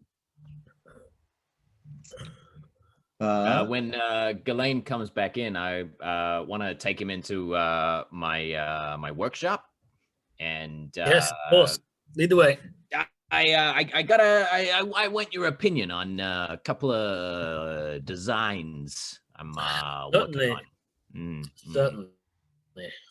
It's some finer work, so I'm having a little bit of difficulty with the intricacies of it, and I take you in and I sort of take out a couple of pieces. For the most part, they're not too difficult. There's like a belt buckle with sort of a hook. Then there's like some claws to attach to some gloves. But probably the most intricate thing is he shows you this like wrist mounted almost like crossbow device, but it's very small, and it's sort of looking like it explains to you. It's for like a grappling hook. I'm trying to expand my spelunking activities, and I was wondering if perhaps you'd worked with any of the finer metals, and I could draw on your experience. There's a lot of caves around Illyria, is there? I mean, there's a lot of caves where I came from. That's good. I thought you were going to be using them for some kind of illegal purposes. Cave exploration is fine. Yes. Yeah. No, I just, heard there's a bunch of sea caves around. So I thought I'd, and want to do that, get into some mountain climbing, rock climbing. Interesting. Just climbing in general. Interesting. Let me take a closer look. Yeah, no problem. No. Now, I imagine grappling hooks are something that we possibly would have made, or maybe not made. Give me a recall knowledge check. With you've got crafting lore, right? I've got guild lore crafting trained. Nice. 16 on the dice plus 6 for crafting. 22. God damn. All right. Yeah, you guys have made not in the same sense of grappling hooks, the way we think of them, like spring-loaded Batman style kind of a building. No, the ones you swing around and then throw up. Or... You definitely made hooks. Yeah, tons of hooks, pulleys. The concepts are all very similar. It's not a frequently requested thing. It'd be more like a ship, a company of ships, or a dwarven captain would want a series of new equipment made. I was going to say, was there much piracy that we had to deal with on the ship when I was growing up? So the odd boarding hook and boarding grapnel to try and that kind of thing. Exactly, that kind of thing. Stuff that'd be like larger orders that are commissioned by the dwarvish captains. versus anything in the city the same way. It's definitely something used more on the boats, less in the city. But yeah, you'd be familiar enough with it. Yeah. Give me a crafting check when you handle the material. Are we building this now, or do we need to? Well, you know, and I think this is something we could work on for sure. I made some boarding hooks and some hooks that we use to pull carcasses onto the boat and stuff with. So I'm sure I can adapt something there. Okay, great. Look, the ingot is just on the table of the door because, you know, how I am about my trade secrets. So, look, that's the material I'm wanting to use. You check that out. I'm going to close the door, and then maybe we can get some work done. Yes, let's try and get some work done. Fizzle, have you done anything to this ingot since you've had it in your possession? You've started tinkering with it a bit, or yeah, a little bit? Yeah, definitely. Right. I definitely tried to make a couple of the more simple pieces that we talked about for, like, say, the harness, and but for the wrist mount and the bolts, I have been holding off on doing those for the moment. Nice. We didn't roll any crafting checks for yourself for Fizzle, did we? No, not yet. Give me a quick crafting check right now, just to see what you've been able to do.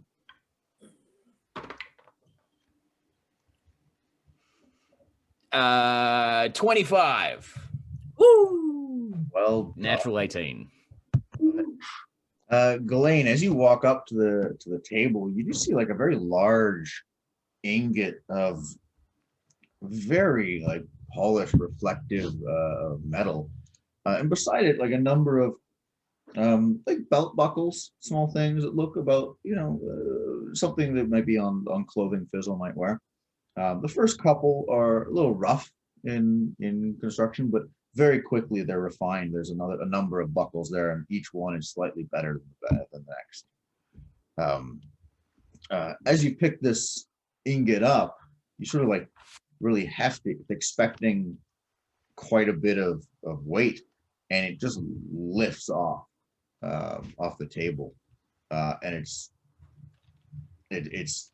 from what you're expecting, it's basically weightless from what you're expecting to find. Gallain, give me a recall knowledge crafting check. 13 plus my crafting is 6, 19. You are pretty confident that you're holding an ingot of mithril.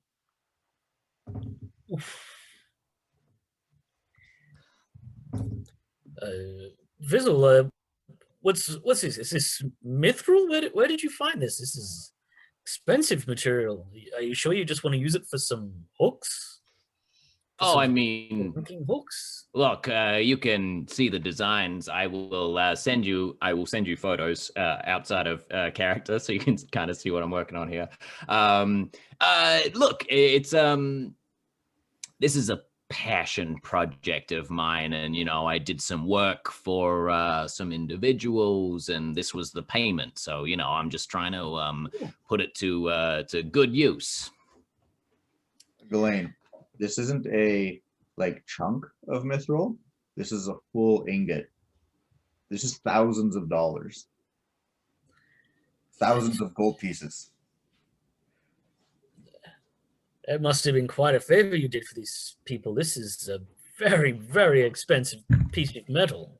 Yeah, I mean, you know, I like to think of it more as like a favor that is in lieu that will be called upon at some point in time, but we'll deal with that when it comes along, you know? Have we ever worked with mithril in the forge? Have we ever seen? Okay. You've worked with mithril and a few other rare metals. To be honest, like Sartor has definitely worked with them. Often, if it's part of a commissioned piece that comes in, it'll be someone like Saltor or what's his or Bronwyn, who would be like, it would be one of those two working on it, and likely it's some kind of noble or high-end commission, and they'll bring the material in for specifically that commission. It's not usually something that's just kept around. Yes, I didn't think so. I'm guessing at that point I have not really worked with Mithril much either, so it's not something that I have worked with currently, Fizzle, and I'm not sure if I can do this material justice right now. Look. I'm just asking for some help, okay?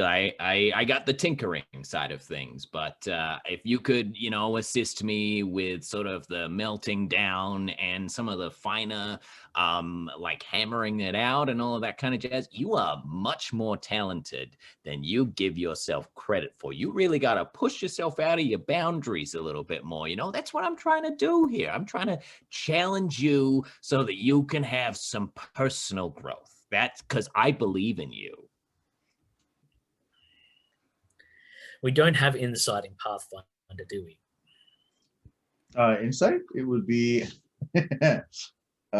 sense motive. Is there insight? Hold on, let me do a quick search on that.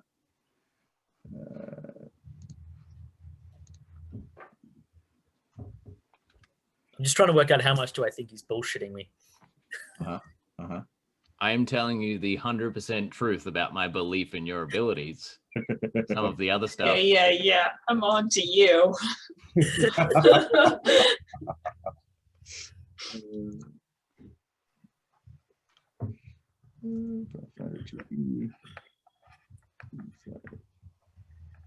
Showing up with a 10,000 gold piece of material. It's like 5,000. Okay. Yeah. See, this is funny. There is a sense motive, which I found, which is really cool. I like that. Insight seems to be pulled together under. I'm happy with sense motive. I just need to know what one I'm rolling. Wow.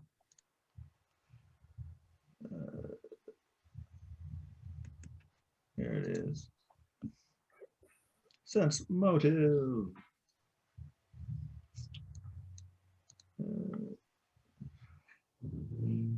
It's a perception check.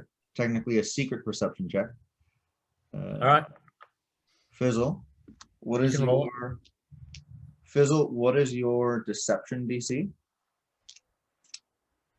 I'm not lying, but it's 15. Yeah. And Gallain, what is your perception bonus? +7. Okay.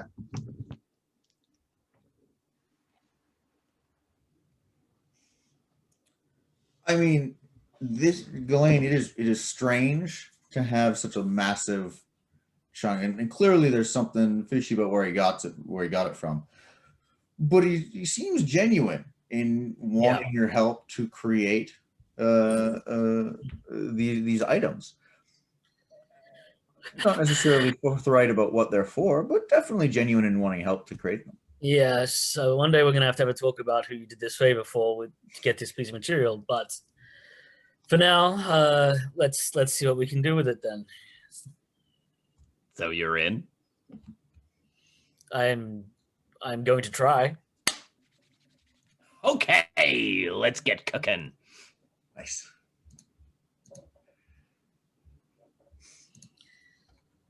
He's pretty trusting. He doesn't probably know everything. He doesn't know a lot of the stuff that Fizzle gets up to. He's just hoping he's on the straight and narrow. Yeah, he's completely honest. Totally on the straight and narrow. Angel. I've known him long enough to know he's not completely straight.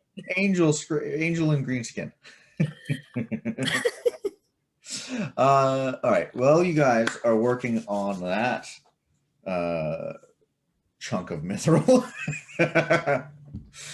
Let's jump back over to Persephone.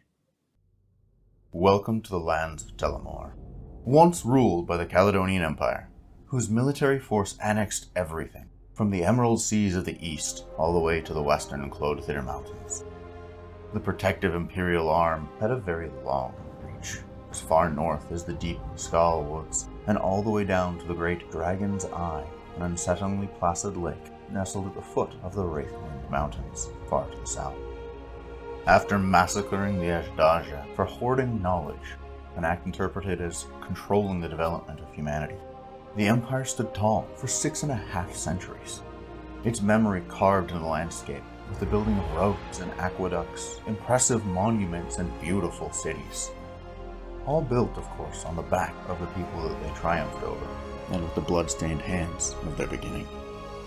Though the peoples conquered could eventually earn citizenship, and with strong hard work and determination, as many did as died. When the final Empress took her shining army to the Clothier Mountains, through a newly completed route she named Judgment's Pass, she couldn't have known the ironic twist of fate that lay before her. For at home, her regent, drunk on power and lust for sovereignty, was deposed overnight in a bloodless coup known as the Ninth Bell Revolution. When the Empress never returned with her army from the lands beyond, one by one the territories of the Empire consolidated into city-states run by a collection of would-be kings, warlords, saviors, and despots.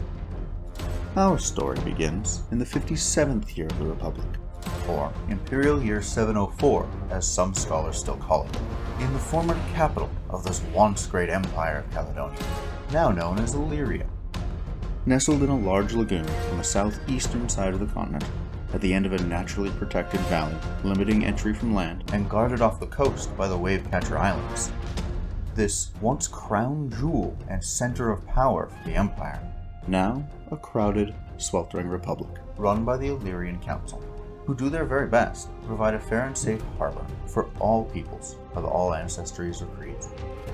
The population of Illyria continues to grow as travelers from all over flock to the city for a chance at a prosperous life, or to attend the renowned Trevel Academy, now open to anyone with the aptitude or affluence.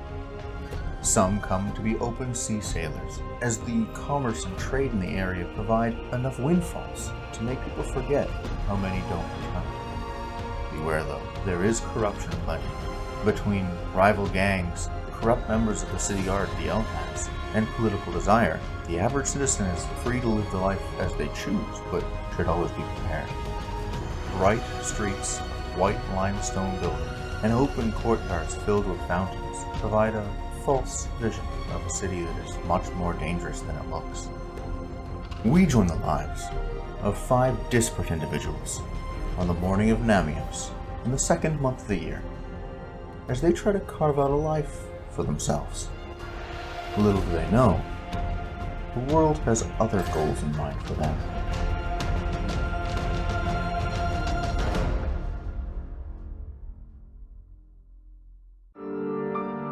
If you see a cute halfling selling veggies at the market, that's me, Astrid.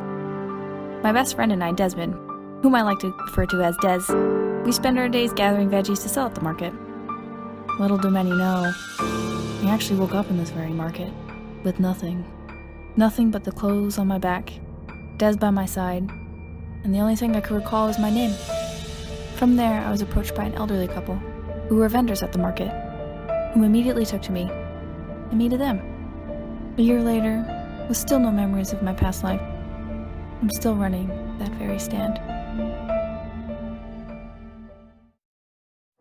Let me start by saying, you ain't ever met a goblin like me. Name's Fizzle. Born and raised on the volcanic island of Char, I was fascinated by the alchemical sciences.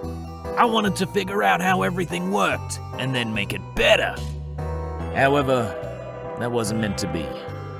I caused irreparable harm to my family and found myself banished forever. The weight of what I'd done almost broke me. And if it weren't for Gallain, well, you wouldn't be listening to this charming voice. Together, we made Illyria our home, scribing a new chapter in the Ocean's Forge smithy. Now, I spend my days tinkering and crafting devices to aid in my spelunking activities. But at night, that's when I come alive. The rooftops of Illyria are my new playground. The shadows, my constant companions, and what secrets I find in the dark. Illyria, you ain't ready for me. But that's okay. No one ever is. Hello, my name is Persephone Winterborn, and I am just a normal human person. I grew up in Morski, a village in the far north. My parents are farmers, and my mom taught me how to make herbal remedies from plants we collected in the nearby forest. I didn't fit in my village. When I was little, I could make objects fly and knew things about the future. People thought I was strange and I scared them. So my parents and I decided when I was old enough, I should study at the illustrious Travel Academy in Illyria to learn magic properly. I am so excited to be here now, learning to make potions, casting spells, and studying at the library. Maybe one day if I learn enough, I'll know where my magic comes from. Hello, my name is Gallain Thombind of the Thombind clan. Like many of the dwarven clans around Caledonia, we left the mines of the coast to be master sailors and explorers on the great seas many generations ago. Born on the sea, I discovered early on that even though I loved the ocean, this life did not love me. The shame of my weakness was incredibly tough for me to deal with. I spent much time trying to figure out how to become a more useful member of the crew. I took to ship's carpentry and crafting to be more helpful, but still felt like I wasn't able to fully pull my weight. The captain of our ship and clan found an alternative. Apprenticeship with his cousin, the master blacksmith of Illyria, Salto. Joined by my new friend Fizzle, we traveled to Illyria to begin our apprenticeships. A year later, I am now the lead apprentice of the Ocean's Forge. I hope to overcome the shame I have brought to my family by throwing myself into learning everything I can about the crafting and use of weapons and armor. Recently, I have started to learn about smithing magical elements into weapons, practice I am very excited to include in my work. If I can become a master smith, create the most unique and powerful weapons in Illyria, perhaps then I can finally prove myself worthy of the name Thombind. So, if you're in need of any weapons or armor in Illyria, stop by the Ocean's Forge. We can take care of you.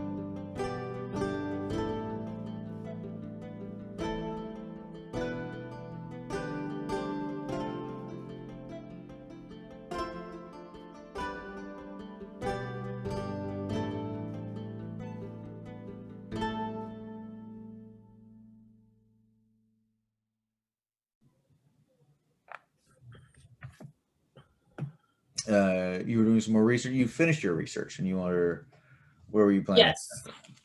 And I've made my camping list, so I am going to pick up the Maeve and Maddox's Great Adventure, and I go over to the desk where Mrs. McEwen is.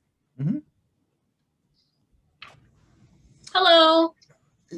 Yes. Again. Hi. You find everything you were looking for? Yes. Could I check out this book, please?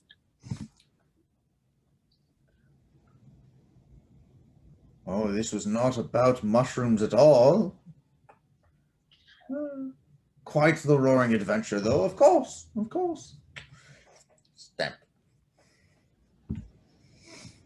Thank you.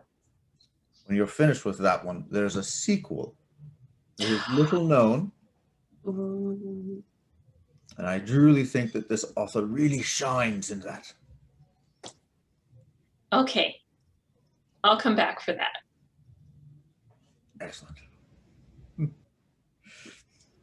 And I wave at her again, and then I leave. Excellent. Give me a perception check as you exit the library.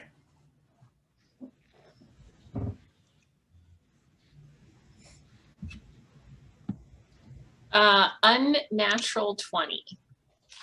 Yay! Oh! Okay. So you are very excited about your book, and you're heading towards the front door, and you're just about to bust through it, but you catch sort of out the peripheral, through one of the windows, a small shape coming in the door, and just miss bashing this young halfling in the face with the door and stop. Just Oh! Hello! Hi. Hi. I'm sorry. My small stature. Sometimes people, it happens. It's okay. Don't feel bad. Hello. Hi. Okay. This is the library, right? Yes. Mm-hmm. Yes. This is the library. Yes.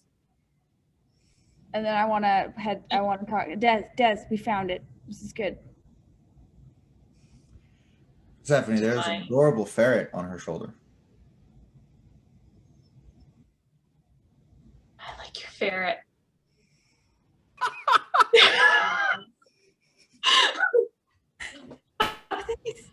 His name's Des. He's my pet. He follows me everywhere I go. He's one of my best friends. This is Atticus. He's my best buddy. And I take Atticus off my shoulder and just hold him out to her. Oh, hi. He's cute. Atticus, say hello. Go on.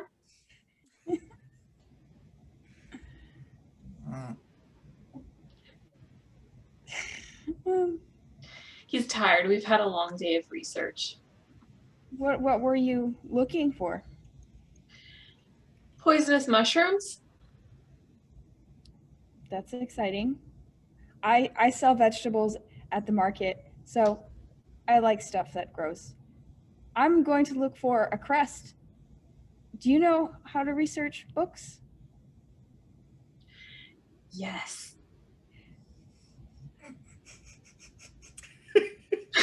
That's some help. I'm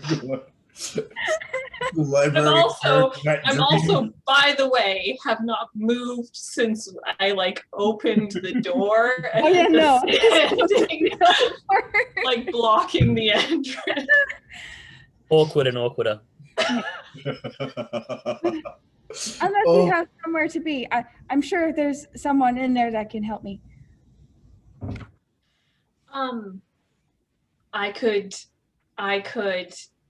I know the librarian. Do you want to meet her? Yes, please. My name's Persephone. Oh yeah. Hey. I'm Astrid. Astrid McUmber. I'm Persephone Winterborn. Pleased to make your acquaintance. You too. Oh my god, this is everything. And Atticus. Yes, Atticus is happy to meet you, and Des. Hey. And I try to so do you want to come in the library? Yes, please. Okay. Oh. I step out of the way. Okay. Okay. Let's take our bio break right there. Amazing. The face Amazing. from smiling, and I don't think I can do Mrs. Owen's voice right now. But it was supposed to be awkward and it was perfect. Oh. Oh, Excellent. that's amazing. All right, I'm going to pause recording for a sec.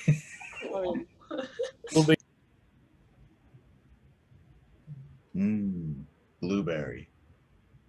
Yeah, I recorded just before saying that, just so it'll be weird. Hi, welcome back. Let's join our questers back in the library.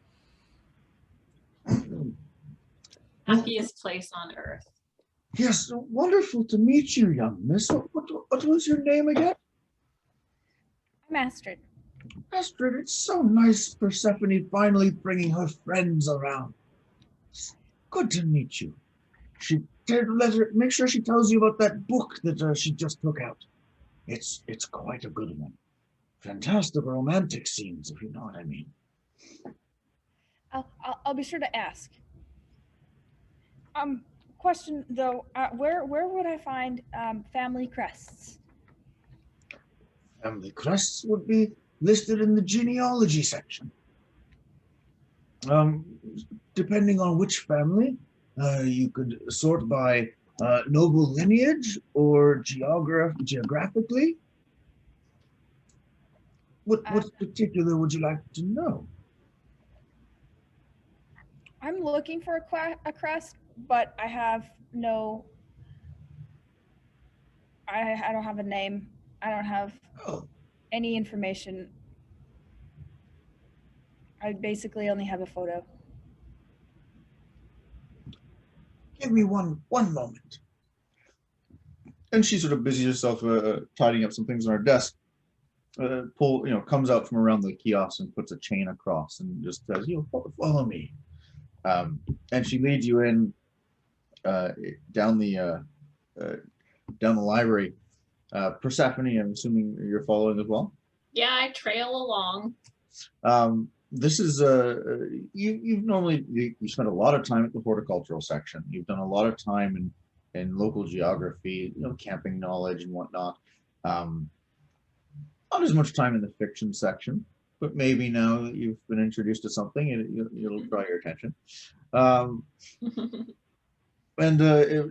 She actually takes you to the far, almost the farthest end of the library, and she ends up going up a set of stairs to the second floor and then to the third floor. And actually at the very back, there's a wrought iron spiral staircase that she goes up. Cool. And she keeps climbing, and she gets up to the top floor, and you can immediately tell that this floor is like it hasn't been used as well. The fourth floor, it's only about a quarter the size of the rest of the library, and like not there's even a small layer of dust on the floor because the librarians themselves don't get up here very often. It's the kind of information that's just mundane and unused. So like noble lineage, noble history, the kind of thing that like might get used once in a while if someone's doing a particular interesting report, maybe. And it's got that sort of musty old book smell up there. So truly, we don't get a lot of people asking about noble history as much. Not certainly since the council took over. Most things have been put up here. Frustrating for me and my old bones, but easy enough for everyone else to get to, if it should be for once. Let's see here. And she sort of purses her lips a little bit and starts. No. This section. Yeah. She pulls out a nice thick, like 4-inch tome, and brings it over to you, Astrid. Who's, hey, here you are. Start with this one. This is A and B of noble families of the Caledonian Empire. If you have any A to B? If you have any other information, we could help refine the search, but otherwise, the shelf that I pulled this off it is the full breadth of all of the families and their crests and their colors, from the full Caledonian Empire, since the first emperor. I'm like, Wow. thanks. You are very welcome. Of course. If you need anything else, please let me know. Here, and she'll head over to there's a couple of desks in a corner, but there weren't any lights lit, and so she comes over and just starts she pulls on a little chain to activate a globe, and nothing sort of happens, and so she taps it, and the globe sort of sparks to life, and it's very apropos in the space. This is somewhat attic-y space. It's a large table with two of the like green lamped shade, shaded lamps on it. Just enough for working out. And it clearly hasn't, the space hasn't really been used for a number of months. I will. It's a little musty up here. I'll open a window just at the end of the hall, and make sure that you close it when you go. We don't necessarily want any of the sea air getting into the books overnight. And so bustles off down to one end, and you can see she gets to the end and opens a little half window.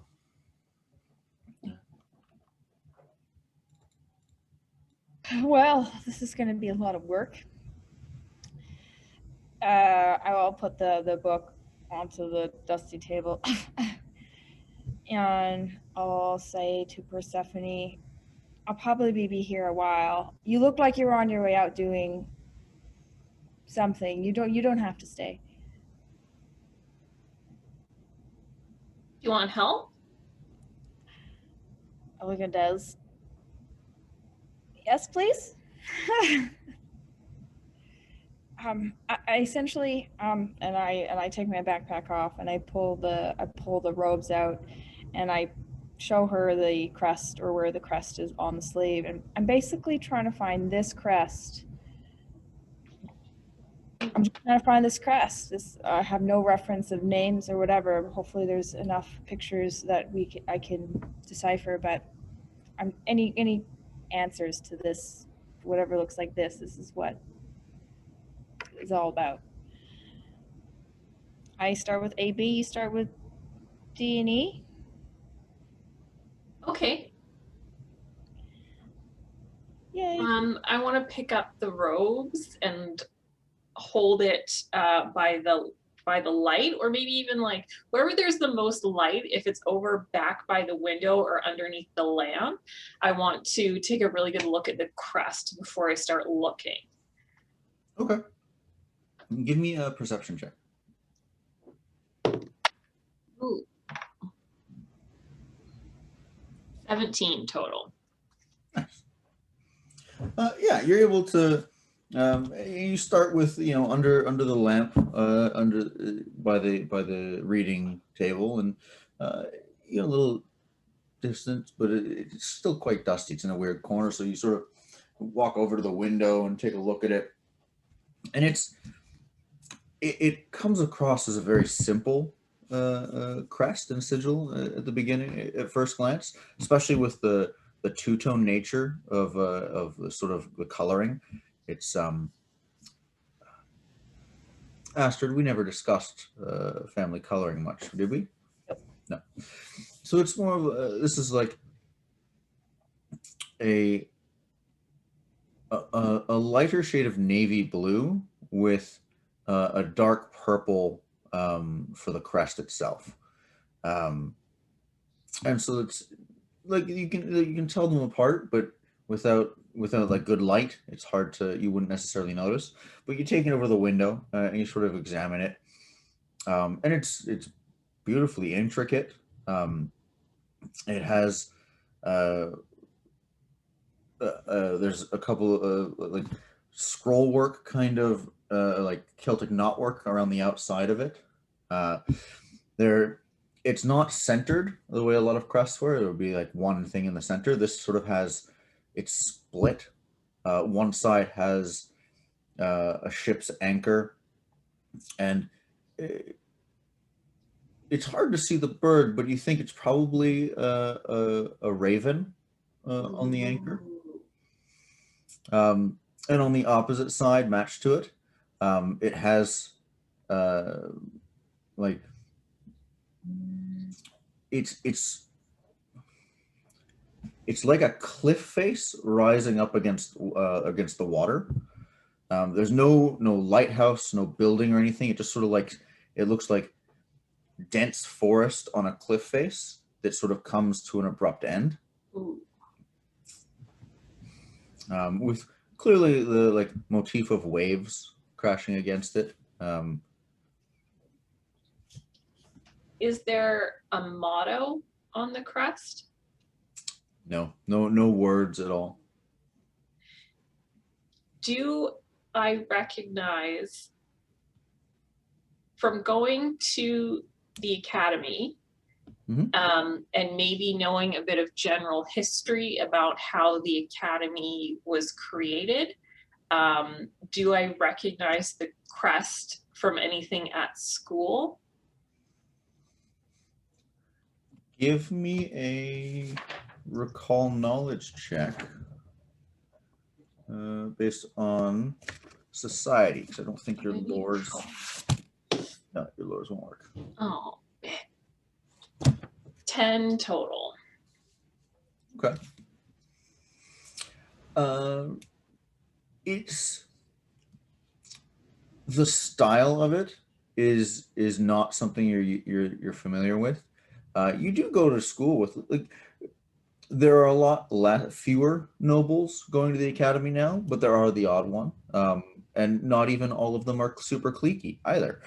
But from what you know of them, like the styling of noble crest is that's sort of, this one seems unique because it's sort of split. It has two sides to it, whereas most crests they're much simpler these days. They'll have the one symbol in the center, some kind of framing, and then a motto. This one is potentially like just potentially older, maybe out of style. Yeah, do I like recognize that, like, oh, this is how crests used to look versus how they look now? It's not definitive knowledge, but you get that idea, yeah. Okay, Yeah. cool. I'm gonna go back to Astrid, and before I start looking at any of the books, I'm gonna take out my formula book and I'm gonna try and replicate the crest twice and then rip it out of my formula book and give a copy to her and a copy to me. Oh, cool. Give me just a dexterity check. Okay. Ooh, 18! Yay! Definitely draw out, because you can't, it's hard to trace or anything from a sleeve, but you're able to sort of like look at it and draw a couple of sketches at first, and then you manage to sort of blow it up a little bit so it's a nice clear photo for both of you, for each of you to work with. Yeah, easier to see. And then I shove it over to her and I say, you know, if we can't find it here, I go to school at Travell Academy. They have 5 libraries, so we might be able to find something there too. I drew this and I shove it across the table at her. I pick it up. Thank you. This would be a lot of help. And I just start trying to match the photo with the photos in the books. nice. I do that as well. But instead of sitting at a table, I just sort of go a bit more like haphazardly, I guess, like in a very Persephone sort of rambling around kind of way. And I start at the opposite end, actually. I start like at the Zs, and Atticus gets bored and starts going down the spiral staircase. Like he'll slide down on his belly and then he runs back up and he slides down on his belly. Or he'll take his little tails and he'll start drawing like in the dust or something on a table. And Astrid, how long before Desmond joins? Definitely maybe 15-20 minutes. You can see us like eyeing what's happening over there, and he's like eyeing me and eyeing what's happening over there, and I'm like, You're just absorbed in the book page, not that one page. Atticus starts like trying to do trick stuff where he'll just like sit on his tail and like slide the whole way down, but sometimes he'll like fall a little bit and then he'll be like, okay, Desmond doesn't see. Totally meant to do that. Totally meant to do that. Yep. Natural 100%. That's right. Cool. Quick sec. Quick phrase. Just a general question, Chelsea to GM. What time-ish is it? Smolder in the sun. Currently, a time in Illyria, you're in the afternoon. Mhm. So, Like early afternoon? yeah, I'm thinking probably 1, 2 o'clock. Okay. I think I've got that right. Don't quote me on that, even though like the whole point of me being the GM is to be quoted on things. Sounds good to me. Yeah. It's 1 o'clock or 2 o'clock in the afternoon until that doesn't work for me anymore. Yeah, cool. I like it. It's good. I mean, But I'll yeah, probably only be there for a couple of hours and get. I was gonna say with the number of encyclopedias and the number of like I'll have to come number back. of noble families that have existed in the last 700 years, it's like, and it's not time consuming. You don't have to like read much of the paragraphs. It's just like check the crest. Nope. Check the crest. Nope. Check the crest. Oh, that's my beat. Nope. Check the crest. So you guys are definitely spending like the next 3-4 hours going through books of crests. Probably pretty novel for Persephone because she's likely never been to this corner of the library.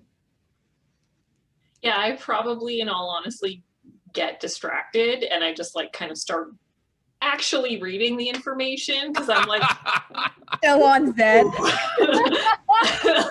Perfect. I'll give you some detailed history on the family of Zahn. I'm on a mission.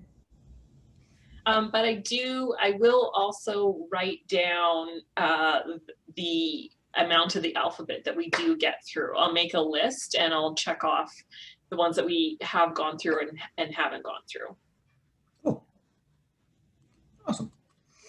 Wilderness cliffs that pair with an anchor with a raven on it.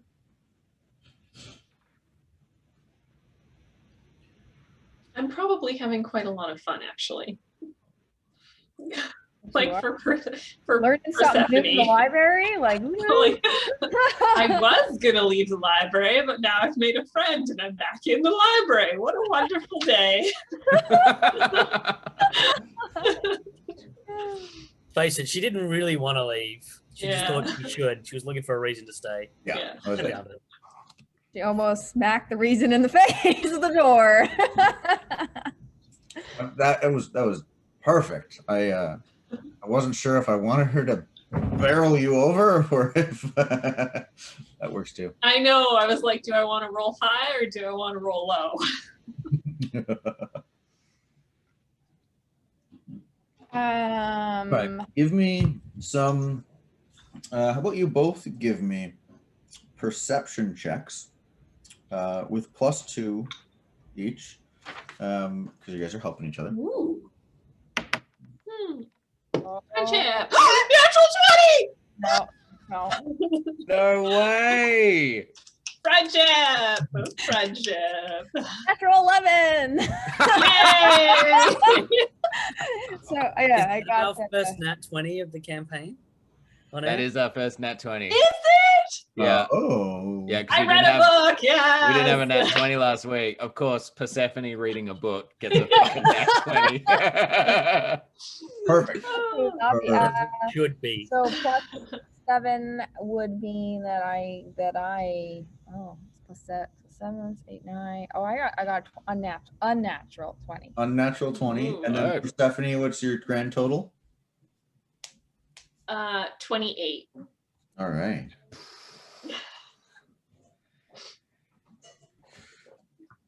Jeez, that's two pretty damn good rolls. Is that with the +2 as well? Yeah, there, Astrid? Nice. Man, Pathfinder gets high early. Well, if you like, I mean, it can go either way. It can swing either way. I feel like the highs are really high and like the lows are like really, Really low. low. Oh. They certainly start feeling lower when you're used to rolling 18 through 30. Yep. To find crust. Persephone is like speed reading through the. Even Persephone getting distracted and reading a chunk is still faster than Astrid being like, yeah, God, yeah, God, paper cut, damn it. Persephone is like, I love encyclopedias. Perfect. Perfect. While you guys are going through those tomes for the next several hours, let's jump back to Gallain and Fizzle, who were just working on some very rare material. And some bolt heads. So first off, I will not want to waste much of this material, so I will get the chisels out and cut a section off so I can start making some blanks. Nice. And as crafting takes a number of days in this system, I'm guessing getting the blanks made up is pretty much as I'll get done today. So if you would like, I will roll a crafting check. Yeah. Oh, that's not bad. That was a 17 on the dice. Ooh. Plus 6, 23, and then with specialty crafting, anything that's blacksmith related, I get an extra +1. Nice. For a grand total of 24. Fantastic.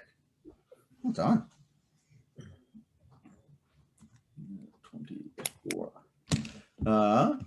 Now, Fizzle, I anticipate you're aiding, correct? Yeah. The whole idea here is Fizzle's kind of talking through like what he wants. He wants like the it to be quite a small bolt head that can sort of dig itself hopefully into like rock, and then there's going to be a hook on the ends that can like get attached to a ring that will then have a rope attached to it. So he's sort of like talking through the whole process and like kind of bouncing ideas off of Gallain to sort of try and refine it. And yeah, for sure. I think I was going to say I'd probably be looking at some other stuff, but no, I think Fizzle's like trying to learn off of what Gallain's doing too. Nice. Gallain will be showing him how he's working the metal and things like that. And obviously, would you like a returning hook here on this side, perhaps, or just straight through? Either might work. Oh, no, I like that. Fizzle, can I get a crafting check from you as well then? Not that great. 16. Okay. Bad.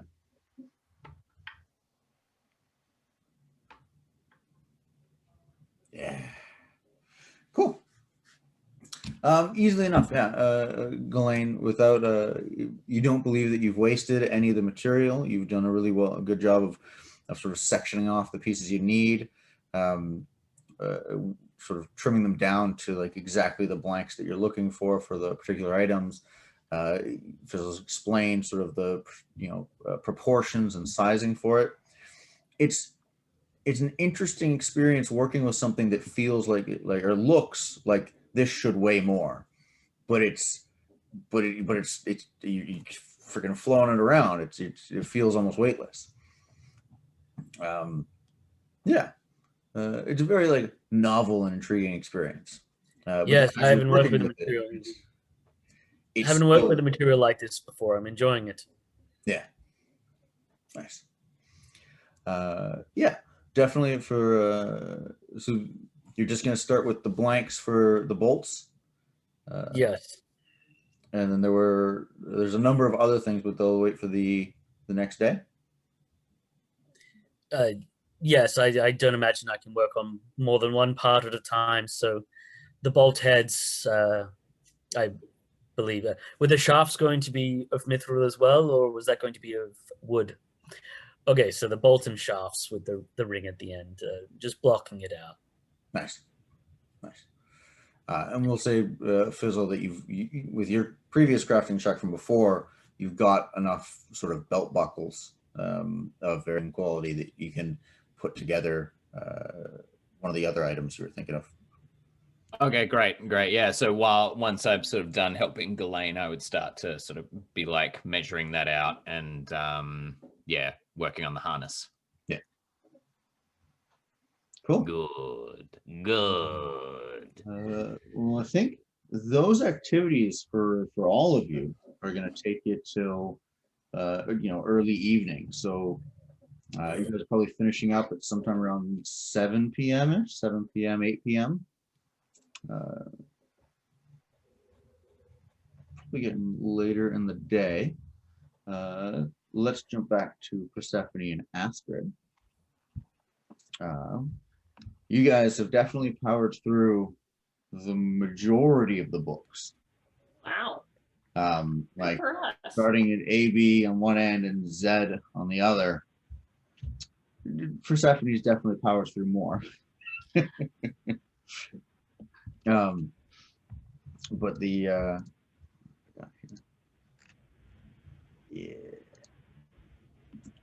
yeah.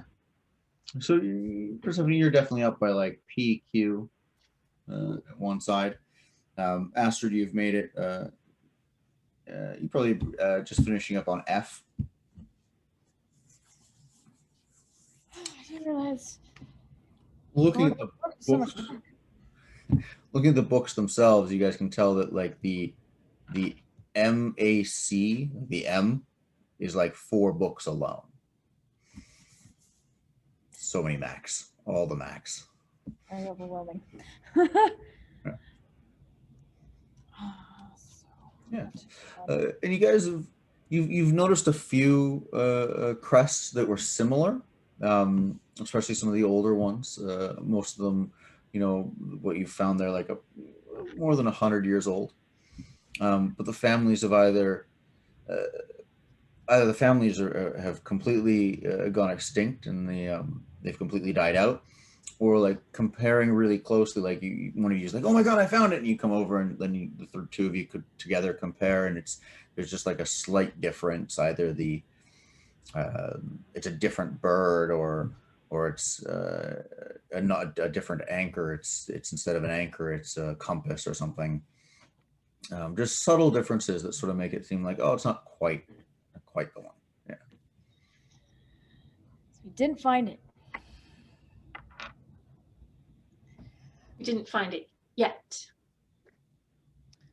Thanks for your help, Persephone. This means a lot to me. You didn't have to come here and stay with me for 5 hours searching through books. I mean, it's a lot of work, and I sell vegetables for a living.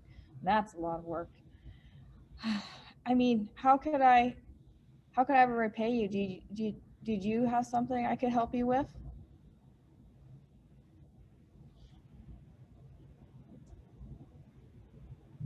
How do you feel about camping? I started like losing my clothes, all the dirt that's all over me, and I'm like, never done it before, but I could give it a try. What? You need to go camping? Well, I go camping a lot, but my professor gave me an extra homework assignment, and that's why I was in the library looking at poisonous mushrooms.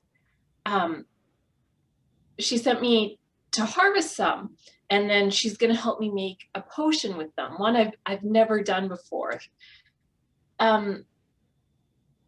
But she said that I should bring a friend, and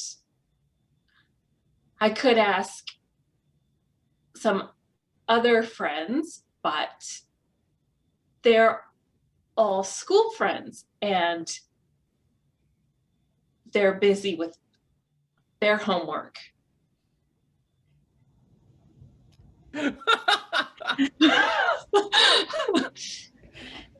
I mean, I don't, if you're I bet you're busy.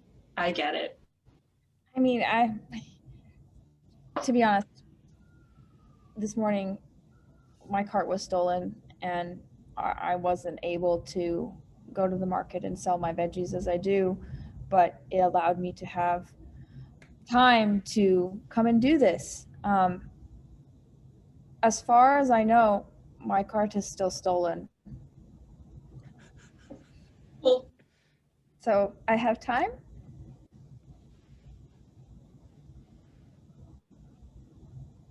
okay, but who, don't you want your cart back? I do. But I didn't realize how much finding out this crest mattered to me. So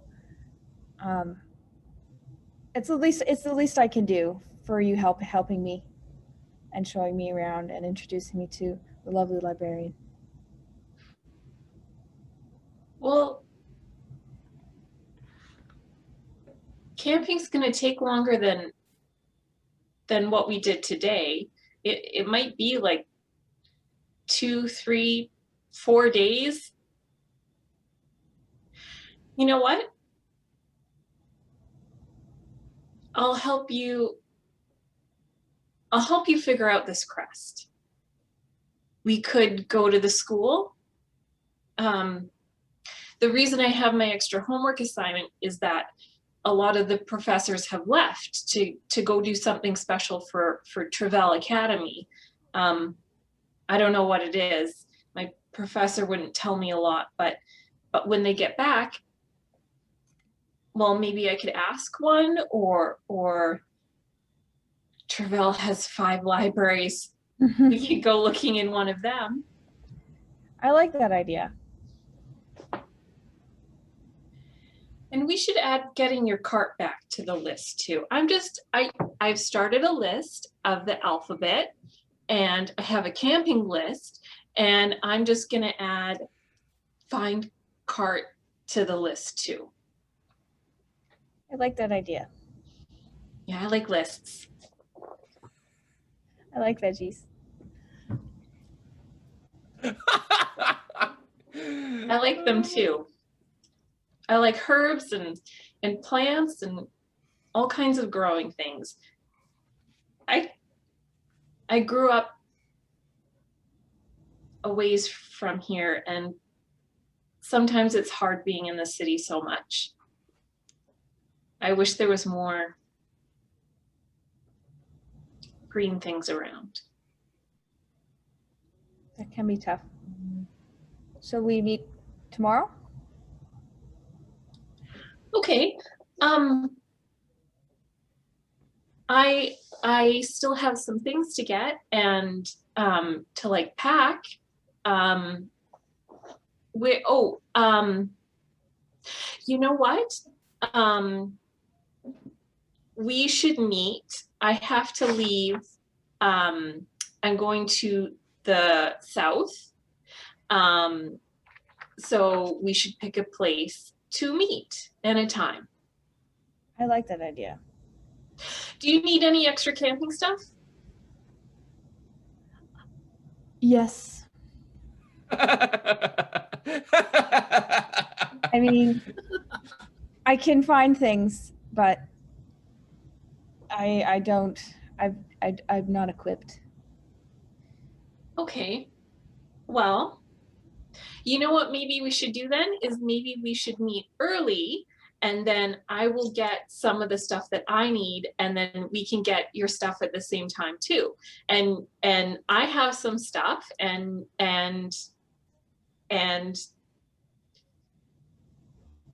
I'll bring the food. okay. Good plan. Okay. Meet at the market? Okay. Which one? Which is the good one? Need a good one, not the bad one. Need a good one. Because there's multiple, like The one where there's a Cabela's. There's the camping supply store. Cabela's Market. Yeah. We'll meet at my local market. How about that? Okay, sure. Which is Which you easily describe to Persephone, and Persephone understands where in the city this market is. Is that actually where I tell fortune cards? No, it's different. It's not far off. They're effectively on adjacent islands, two of the smaller ones. Not really, I think towards the stacks. Yeah, sort of towards where the stacks would be. Okay. I Okay. guess the southern, one of the more southern islands.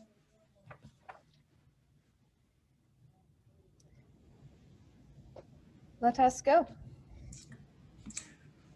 Are you girls still at it up here?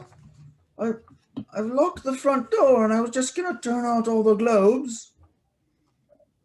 Yes, sorry. And here, we'll close the window. Thank you. Bless you. Good night, Mrs. McEwen. Good night, young Persephone. Young Miss Winterbourne and Miss McCumber. She's so nice. Oh, cute little animals. Better not have done anything to the books. No, Atticus didn't eat anything this time. Bye. This time?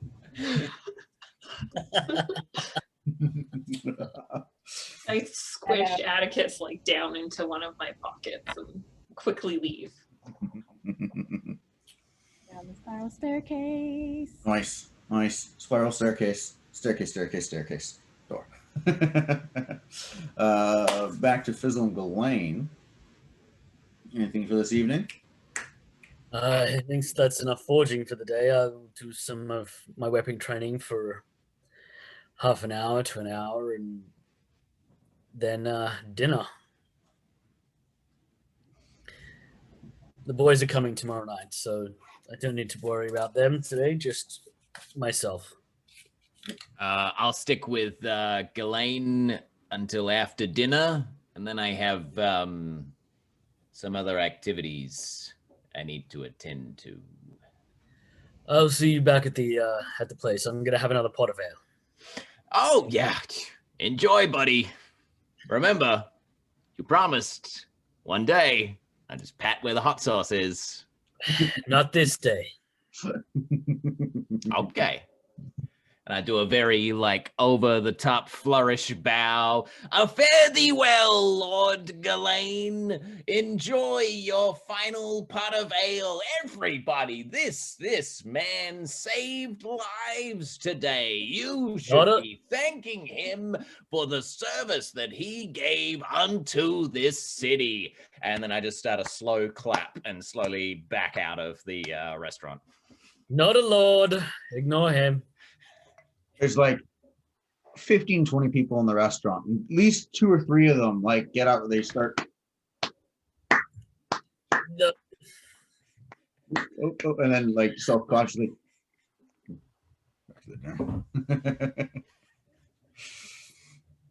He exaggerates. Never gets old. The bartender comes up to you, Gallain. So, Lord Gallain, can I get you another pint? It's not Lord. But yes, another pint, thank you. Fantastic. And Fizzle, so where are you off to? So first of all, I want to go to my loft. Yep. And I just want to double check, sort of head on up there, see if anything is out of place, if anything has been left for me. Give me a perception check. Ugh. Not rolling great at the back half of this. Only a 12. Well, it's a good thing these notes are left in the middle of the desk.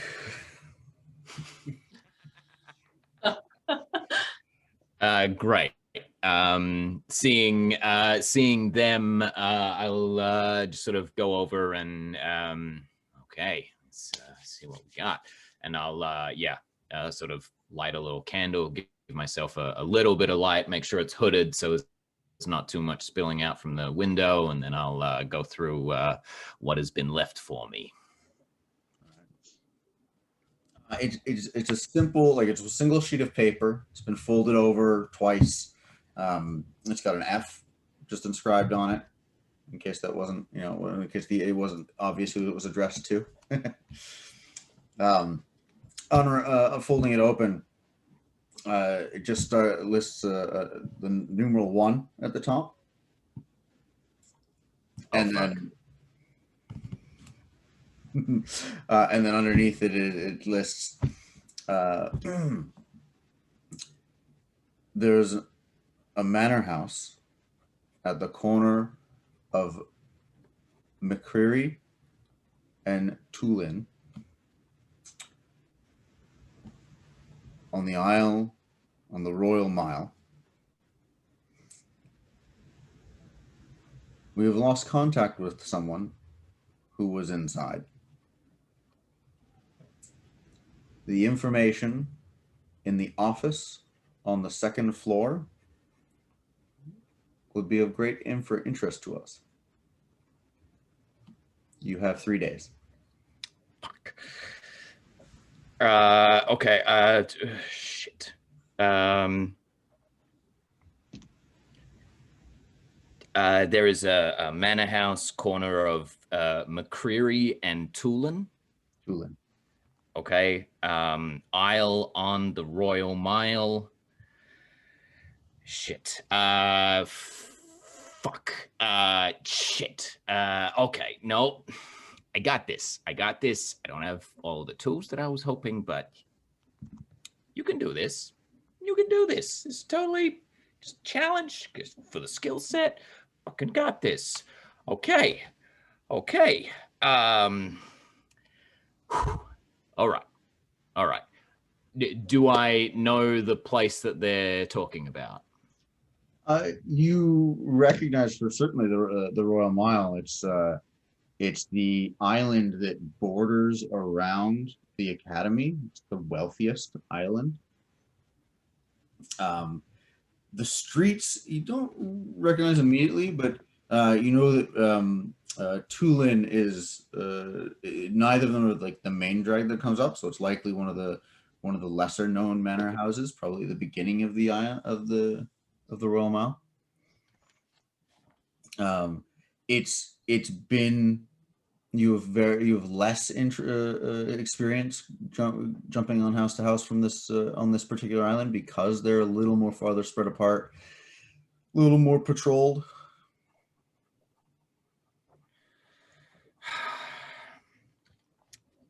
Right. I'm gonna go to a small chest that I have. I'm gonna open it up. I'm gonna grab one of my chili pots, replace the one that I lost. Then I'm gonna grab another. I'm gonna grab another 2 just smoke pots. Put them on my bandolier. Check all my throwing knives are in place. Then I'm gonna take off my regular backpack that has most of my stuff, and then I'm going to get my climbing kit, my not fancy one, and sort of grab that, stick my thieves' tools and my crowbar in with my climbing kit, and guess I'm going for an evening excursion. Okay. What time is it? It's about 9 p.m. now, 9:30. Okay. I'm gonna grab just like a real simple cloak and kind of throw it over, so it's sort of hiding the bulky stuff that I have, and I'm just gonna very slowly sort of meander my way through the streets towards the Royal Mile, and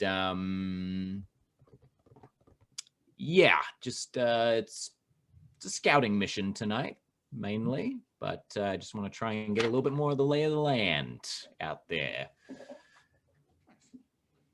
Easily gathering your stuff, making your way out the building, heading towards the Royal Mile, sort of taking a circuitous route, making sure you're not being followed kind of thing. It's probably about 10:30ish, but it takes you about a solid 45 minutes to an hour to get over there. Yeah. And then check out the Royal Mall. It is like there's a lot less foot traffic over here, especially this late at night. You start noticing the closer you get, the more frequently you see El-Haz patrols.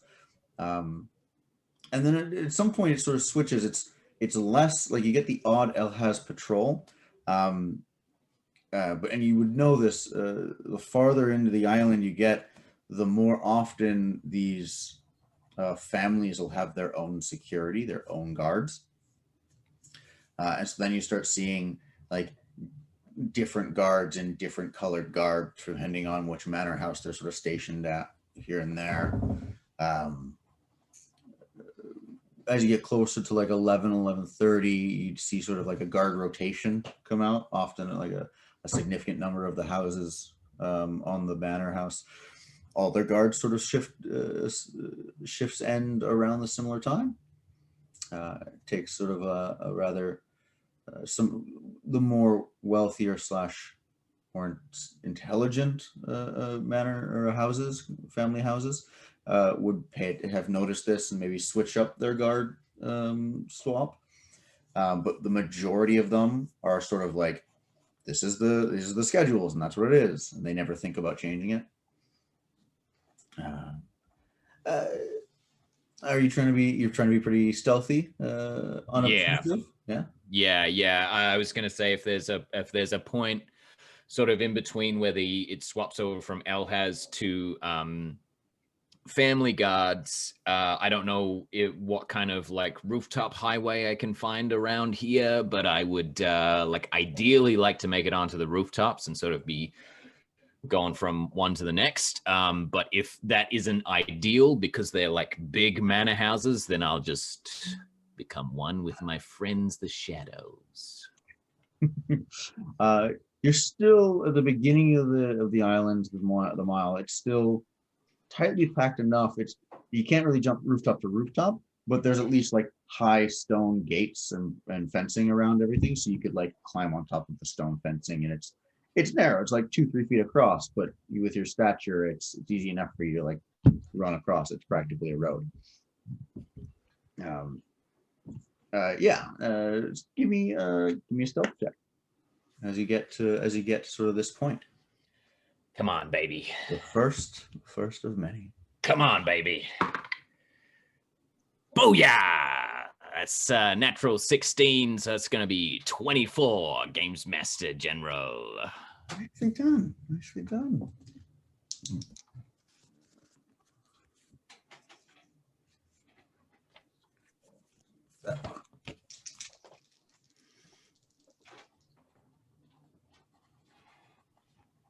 All right.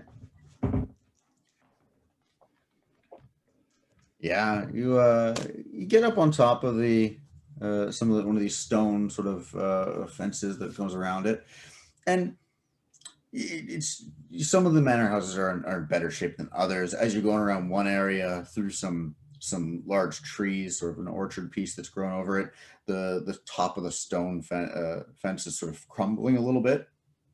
There's even a couple times where like some of the rocks sort of break away and you slip and catch yourself a bit, and you freeze, waiting for like the rocks to clatter, and you sort of hit the grass down, and it's not as much noise as you thought it might be, and you think no one's really noticed.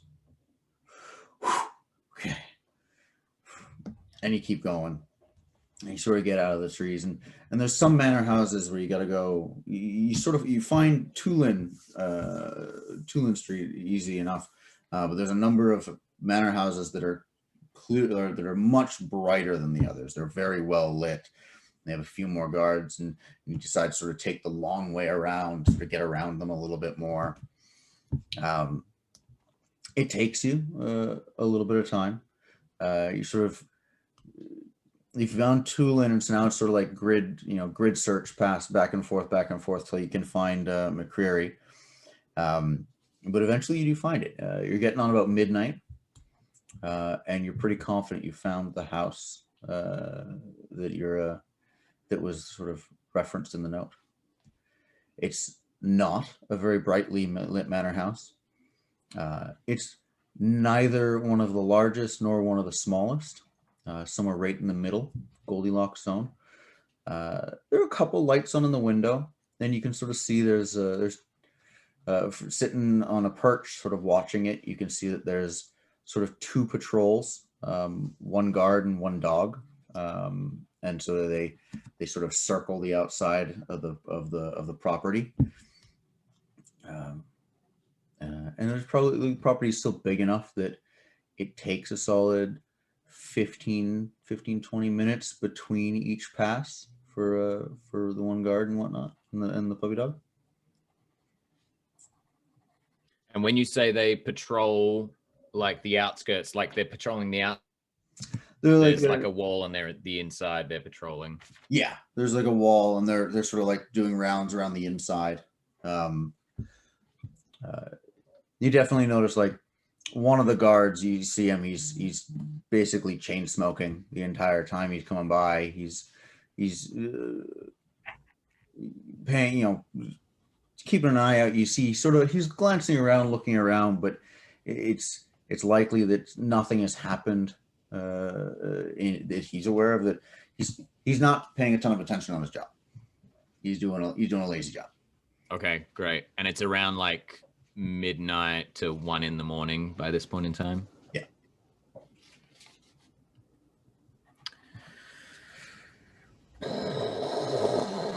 Okay.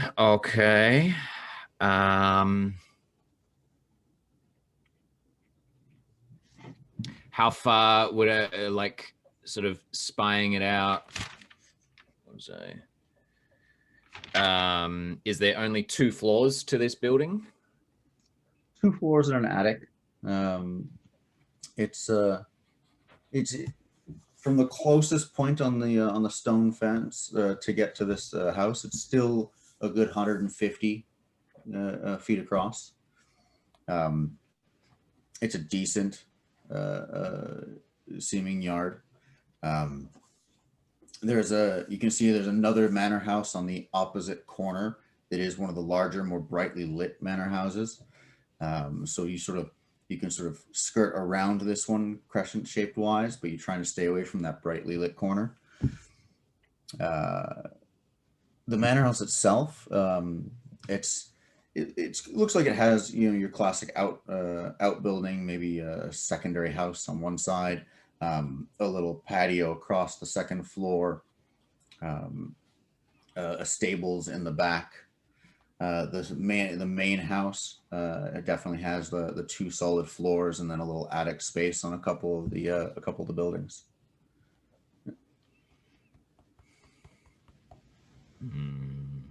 Okay.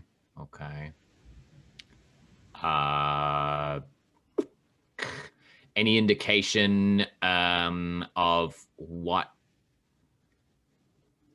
Any indication of like different sort of windows on the second floor that could maybe tell me which one is the office? It's not going to be that easy. But does one like look like, you said there was a patio, so does that sort of look like it's like there's a bedroom up there or something, or is it just a patio? I can't really see too much else than that. Give me a perception check, and from this distance, let's go with -2. Is there an Natural emergency? 20. Hey! Of There's course. an emergency escape plan at the muster point on the outside, isn't there? You're looking real close. You're like, I can't see anything. You look down and there's a blueprint into the back of the brick wall. No. So it's with the -2, it's a total of 24.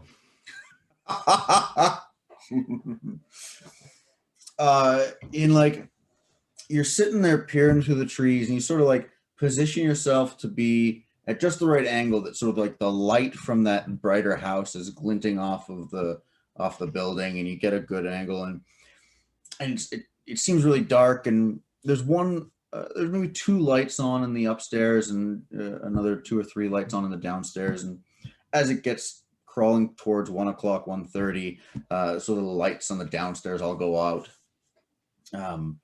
And just as you think you're not about to get any more detail, so like the clouds, the moon, one of the moons comes out from behind a cloud and suddenly just bathes the area with moonlight, and you're able to see that upper patio space between the sort of I guess servants building or guest quarters and the main manor.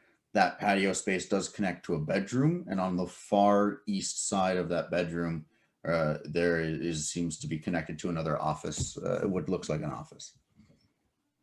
It is so those two rooms that have lights on still. okay. The patio seems to lead to a bedroom, and then there's what looks to be like an office next to that bedroom. Yeah. Well, fuck.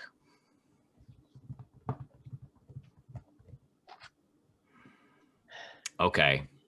Okay. Okay. Okay. Okay.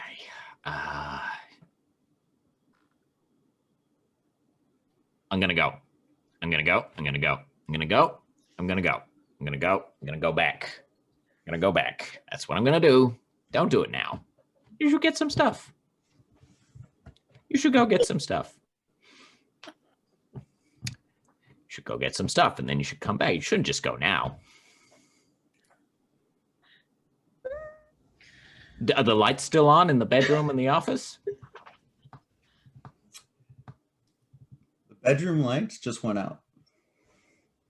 Okay. Okay. Looks like there's somebody moving from the upstairs. They flip off the lights in the bedroom. They flip off the lights in the office. And you're just able to catch a shadow. It looks like they've gone downstairs.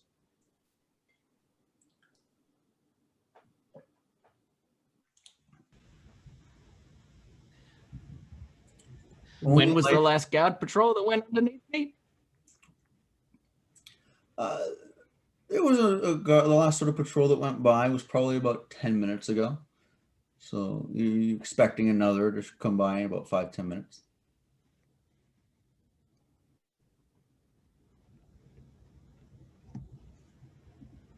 Fuck. I'm gonna go back. I'm gonna go back to the apartment that I share with Gallain. I should do that. I'm gonna do that. I'm gonna go back. I just imagine Fizzle rambling around in the dark, swearing by himself. 100%. I need some things. I need some more things. I have a couple of ideas. Okay, yeah. I will sneak off and sort of keep an eye on. I'll try and take in as much as I can of the other guard patrols that are around, but I'll take a fairly similar route back, like on the wall, sort of going shadow to shadow. Cool. And make my way back to the apartment that I share with Gallain. Just for fun, give me a stealth check for exiting the area. 19. Okay. Yeah, as you're exiting, you definitely notice a couple of the next guard patrol that was coming is the guy who's chain smoking a bit, and he's as you're leaving, he's about 5 minutes late. He hasn't made his patrol yet. He's getting on the long side. But then you take off, and you sort of similar route, skirt around, sort of paying attention to the buildings and the other family houses that are close by and around. And you sort of make a mental note and jot down a couple things on how many other guards there are around, how many families have patrols that at least border and surround that particular building. Yeah, but you make it back. Do you go to your flat first, drop off your gear? Yeah. Actually, I get like halfway to the apartment. Like I get most of the way to the apartment that I share with Gallain, and then I sort of hits me and I'm, fuck, son of stupid, and then I go back to my loft. Yeah. Nice. I swap out back and take all my climbing gear, and then have put my regular pack on, and then head back to the loft with Gallain, and I try and sneak in. All right. Elaine is probably asleep unless you make a really loud noise. It's fully like 2:30 in the morning, maybe getting on 3 now. Yeah.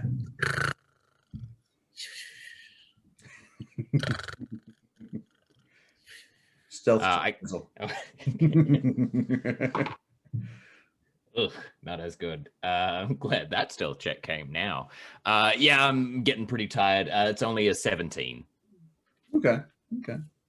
I still think that beats Gallain.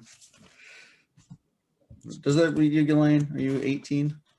My perception is +7, so It would be 17 on the dot. I'm used to him sneaking in late, though. If he's not making a huge amount of noise, I'm probably not bothering to wake up. It'd be like one of those most nice. Before I climb up to my bunk, I just sort of stand there and I sort of watch him. I slowly reach in, grab my hot sauce bottle. No, not tonight. I climb up and I go to sleep. You promised. Oh god. One day. You had a big day, buddy. Maybe tomorrow. Nice. Fantastic. So you fall asleep. Gallain? Just one thing, because healing in Pathfinder is more difficult. Very. Before going to bed, I should have set up before doing it at the forge, but I can do it before bed. Just do like try and fix up the wound. 3 wounds. Yeah. Yeah. For the Take your 10 minutes. light amount of damage. That is So medicine. Yeah, that passes. nice. 18. Oh yeah. Easy peasy lemon squeezy. That's Get it. your D8, I think. get your D8 back. Yeah, it's only 2, but with overnight heal, that'll bring you back up to 4. Nice. I just would have taken care of that before crafting or before bed. Cool. No point not to. Makes sense.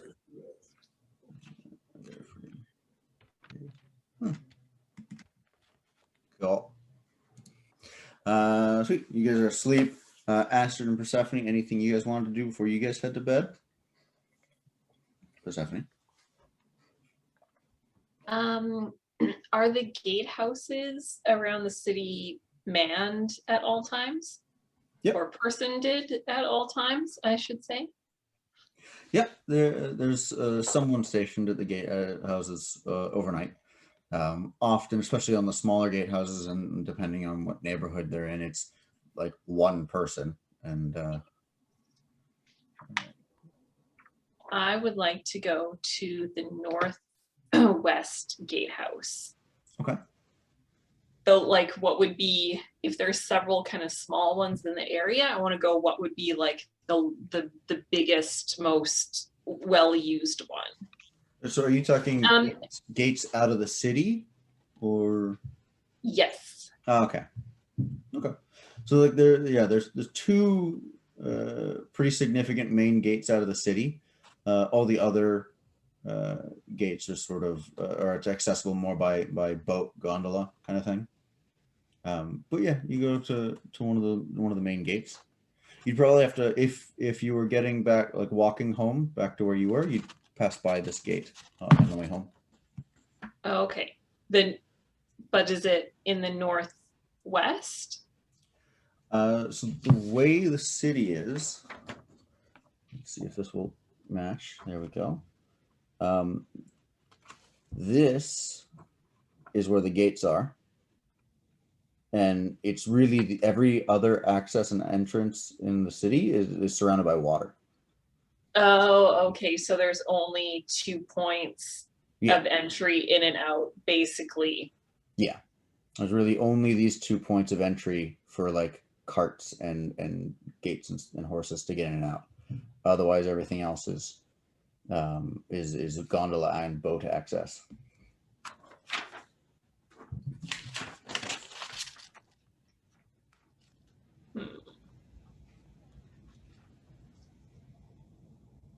Yes, I'll go to I'll go to the one that you said was on my way to going home.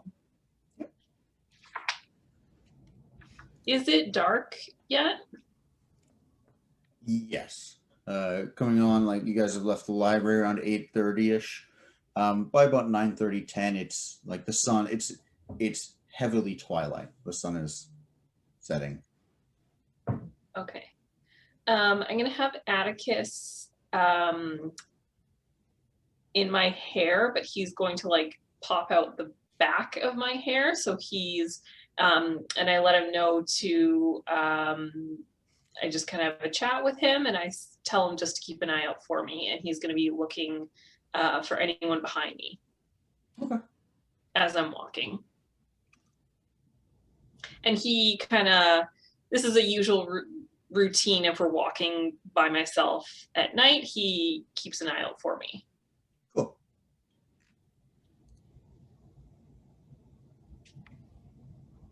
Yeah, so I go to the gatehouse, or the exit and entrance.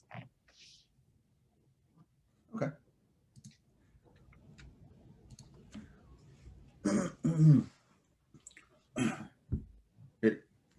Yes, miss. Hello. Hi. Good evening, sir. Good evening indeed. Mm-hmm. Wonderful evening out, isn't it? Yes, I like walking in the evening. Anything I can help you with, miss? Yes. I go to the academy, the to Travell Academy, and the school is closed for a couple days, and I needed to get. Yeah, I'm sad too. I needed to get some homework to a couple professors. And the reason the school is closed is because they're leaving the city. And I just wanted to know which professors had left by now, because my homework might be late now. Give me a deception check. Oh, damn. Yeah. Deception check. Awkward deception. Much awkward. Roll for awkwardness. Natural 20. I feel like we're discovering that Persephone is maybe a pathological liar in some circumstances. That's a 10 total for sure.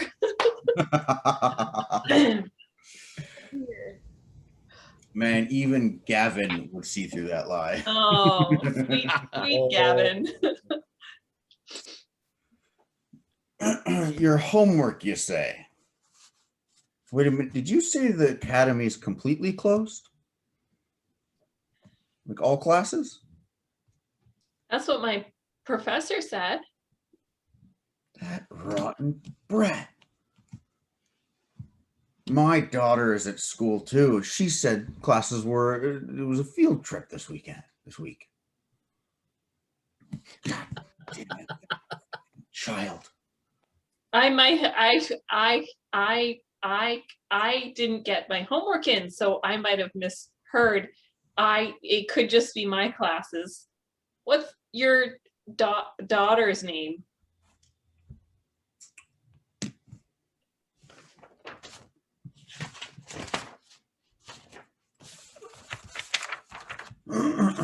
sorry.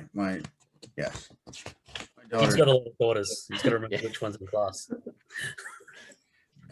Careful.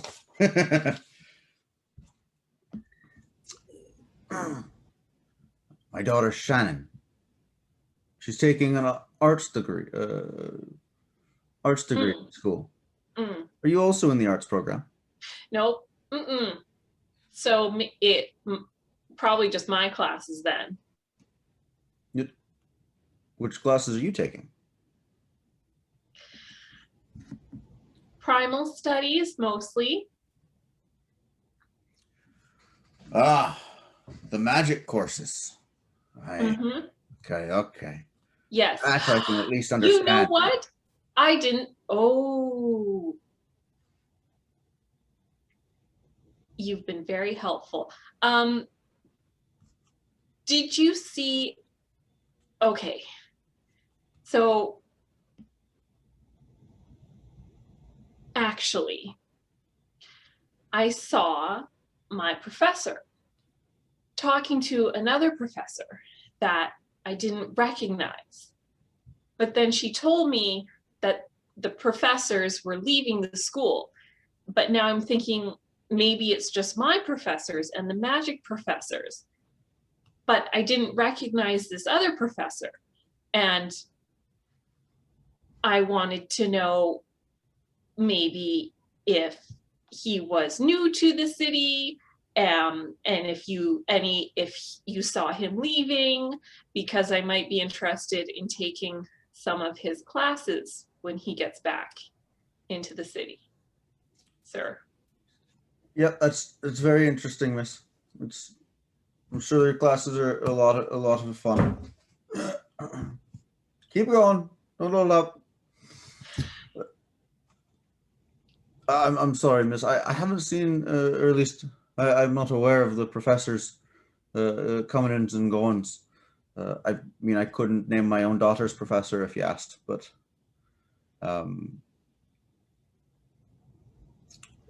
especially all those highfalutin magic users, I'm sure they've got other ways out of the city.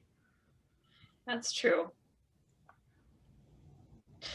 I You promise. didn't notice anyone with like a bespoke symbol on, or like their professor's robes? The symbol you're wearing? Yes, I go to school at Travell Academy, and I hold it up. Yes, miss. You said that. It would look like this. A number of people come in and out the gate, miss. I'm sure they all live at the dormitories like yourself. It's pretty common to see them coming in and out on their way to and from, even this late at night. Although it's getting a little late. It's a little past your bedtime, don't you think?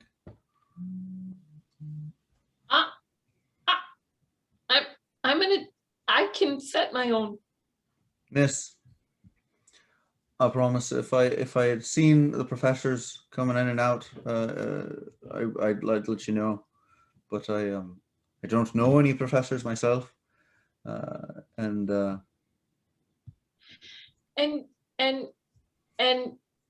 The gatehouses weren't given word that the school was closed at all, or like there's some kind of special event happening, or anything like that. hold that thought there. Braden, did you hear anything about the academy being closed? I'm sorry, miss. They forget to tell us all kinds of things. Okay. Thank you. Of course, miss. Have a pleasant evening. You too, sir. Thank you. Keep her coming. Come on.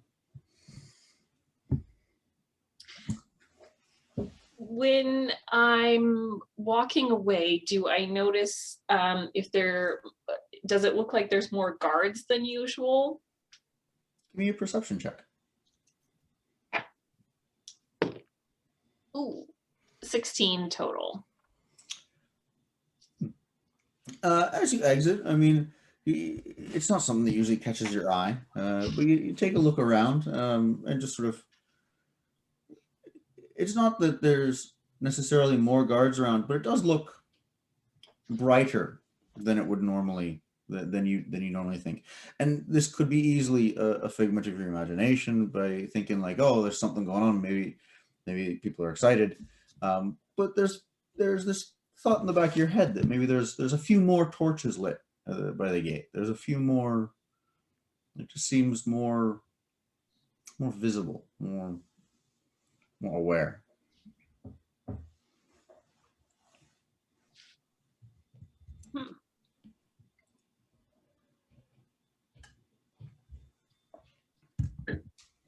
Okay. I leave. Okay. Back to your dorm. Mm-hmm. Back to bed. Astrid, anything you want to accomplish for bed? On my way home, can I stop by the same LHAS station that I reported to early that morning? Yes, you can. Thank you. Hello? Hello? Hello? Hello? Hello? Hello? Down here. Hi. Hello, miss. Hi. How can I help you? Early this morning, I reported my cart missing. I was told you guys would look into it, but Miss, you are in luck. In fact, there was a cart smuggling ring broken up this afternoon.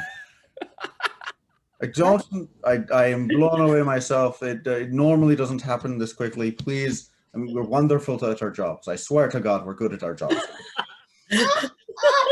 Normally takes a couple of days for something like this to resolve.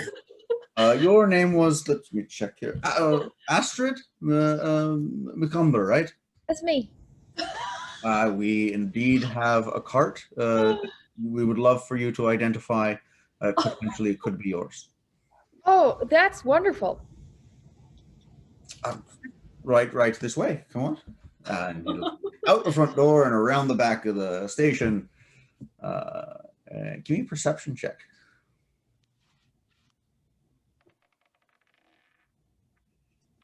19.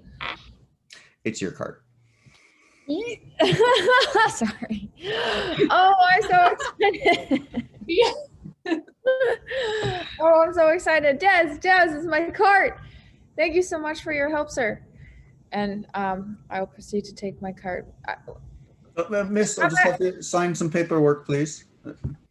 Where was it? It was out by the east gate. There was a couple of young troublemakers, I would say, making very poor life choices.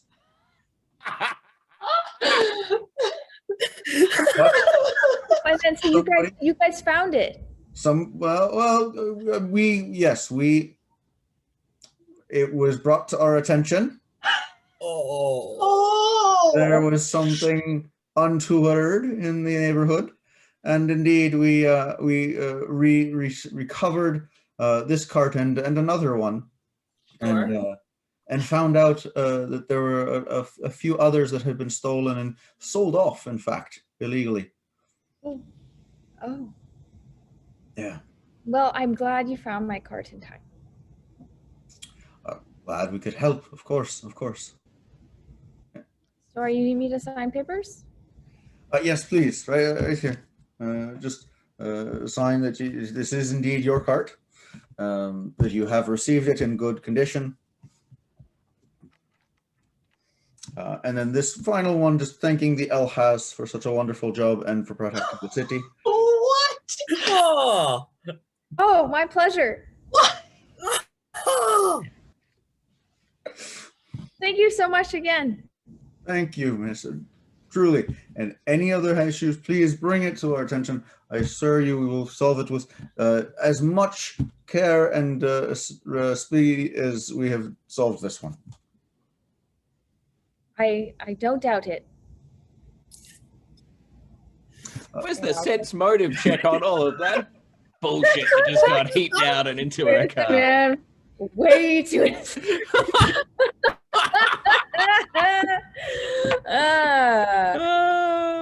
My car and I go home. Can I roll a sense motive on the Games Master General for that? You guys can roll sense motives in your sleep. You guys have terrible nightmares about somebody who took all the credit. It was a Cartspiracy. The greatest of Cartspiracies. I feel like the You know, conspiracy's still going. Was the L has behind it, so then they could find the carts, so then they could take the credit. Whoa, what kind of crooked police department do you think we're dealing with here? I mean, all right. Thus concludes this very pleasant, warm evening. On I gave this day a name, didn't I? This one I did. Oh, I did. Where are my notes?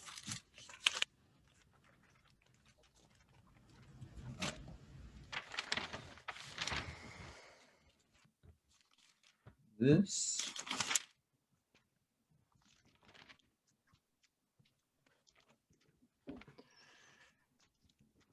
God I damn have got sneaky enough. Alhaz. I think we're so paranoid about the police at this point. They're just like, it's the po-po. Thus ends a warm Ogmios day in the city of Illyria.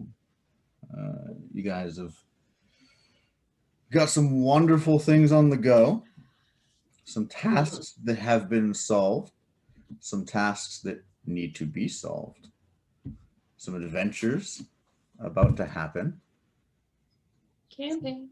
some quests to get to. I think we're gonna call it for tonight. Some things to be made. Yeah. Made. Yeah. Yeah. Nice work, Pat. Happy Great stuff. day in the city. Couldn't resist taking the L has taking. I mean, of course, the L has is taking credit for that. We just saw. I mean, it was pointed out to us where it was and who did it. So, like, we basically solved the crime, miss. We cracked the case. Exactly what the police do.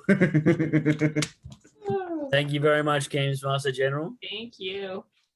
Thank you very much, everyone. Thank you very much, audience. Wonderful game session.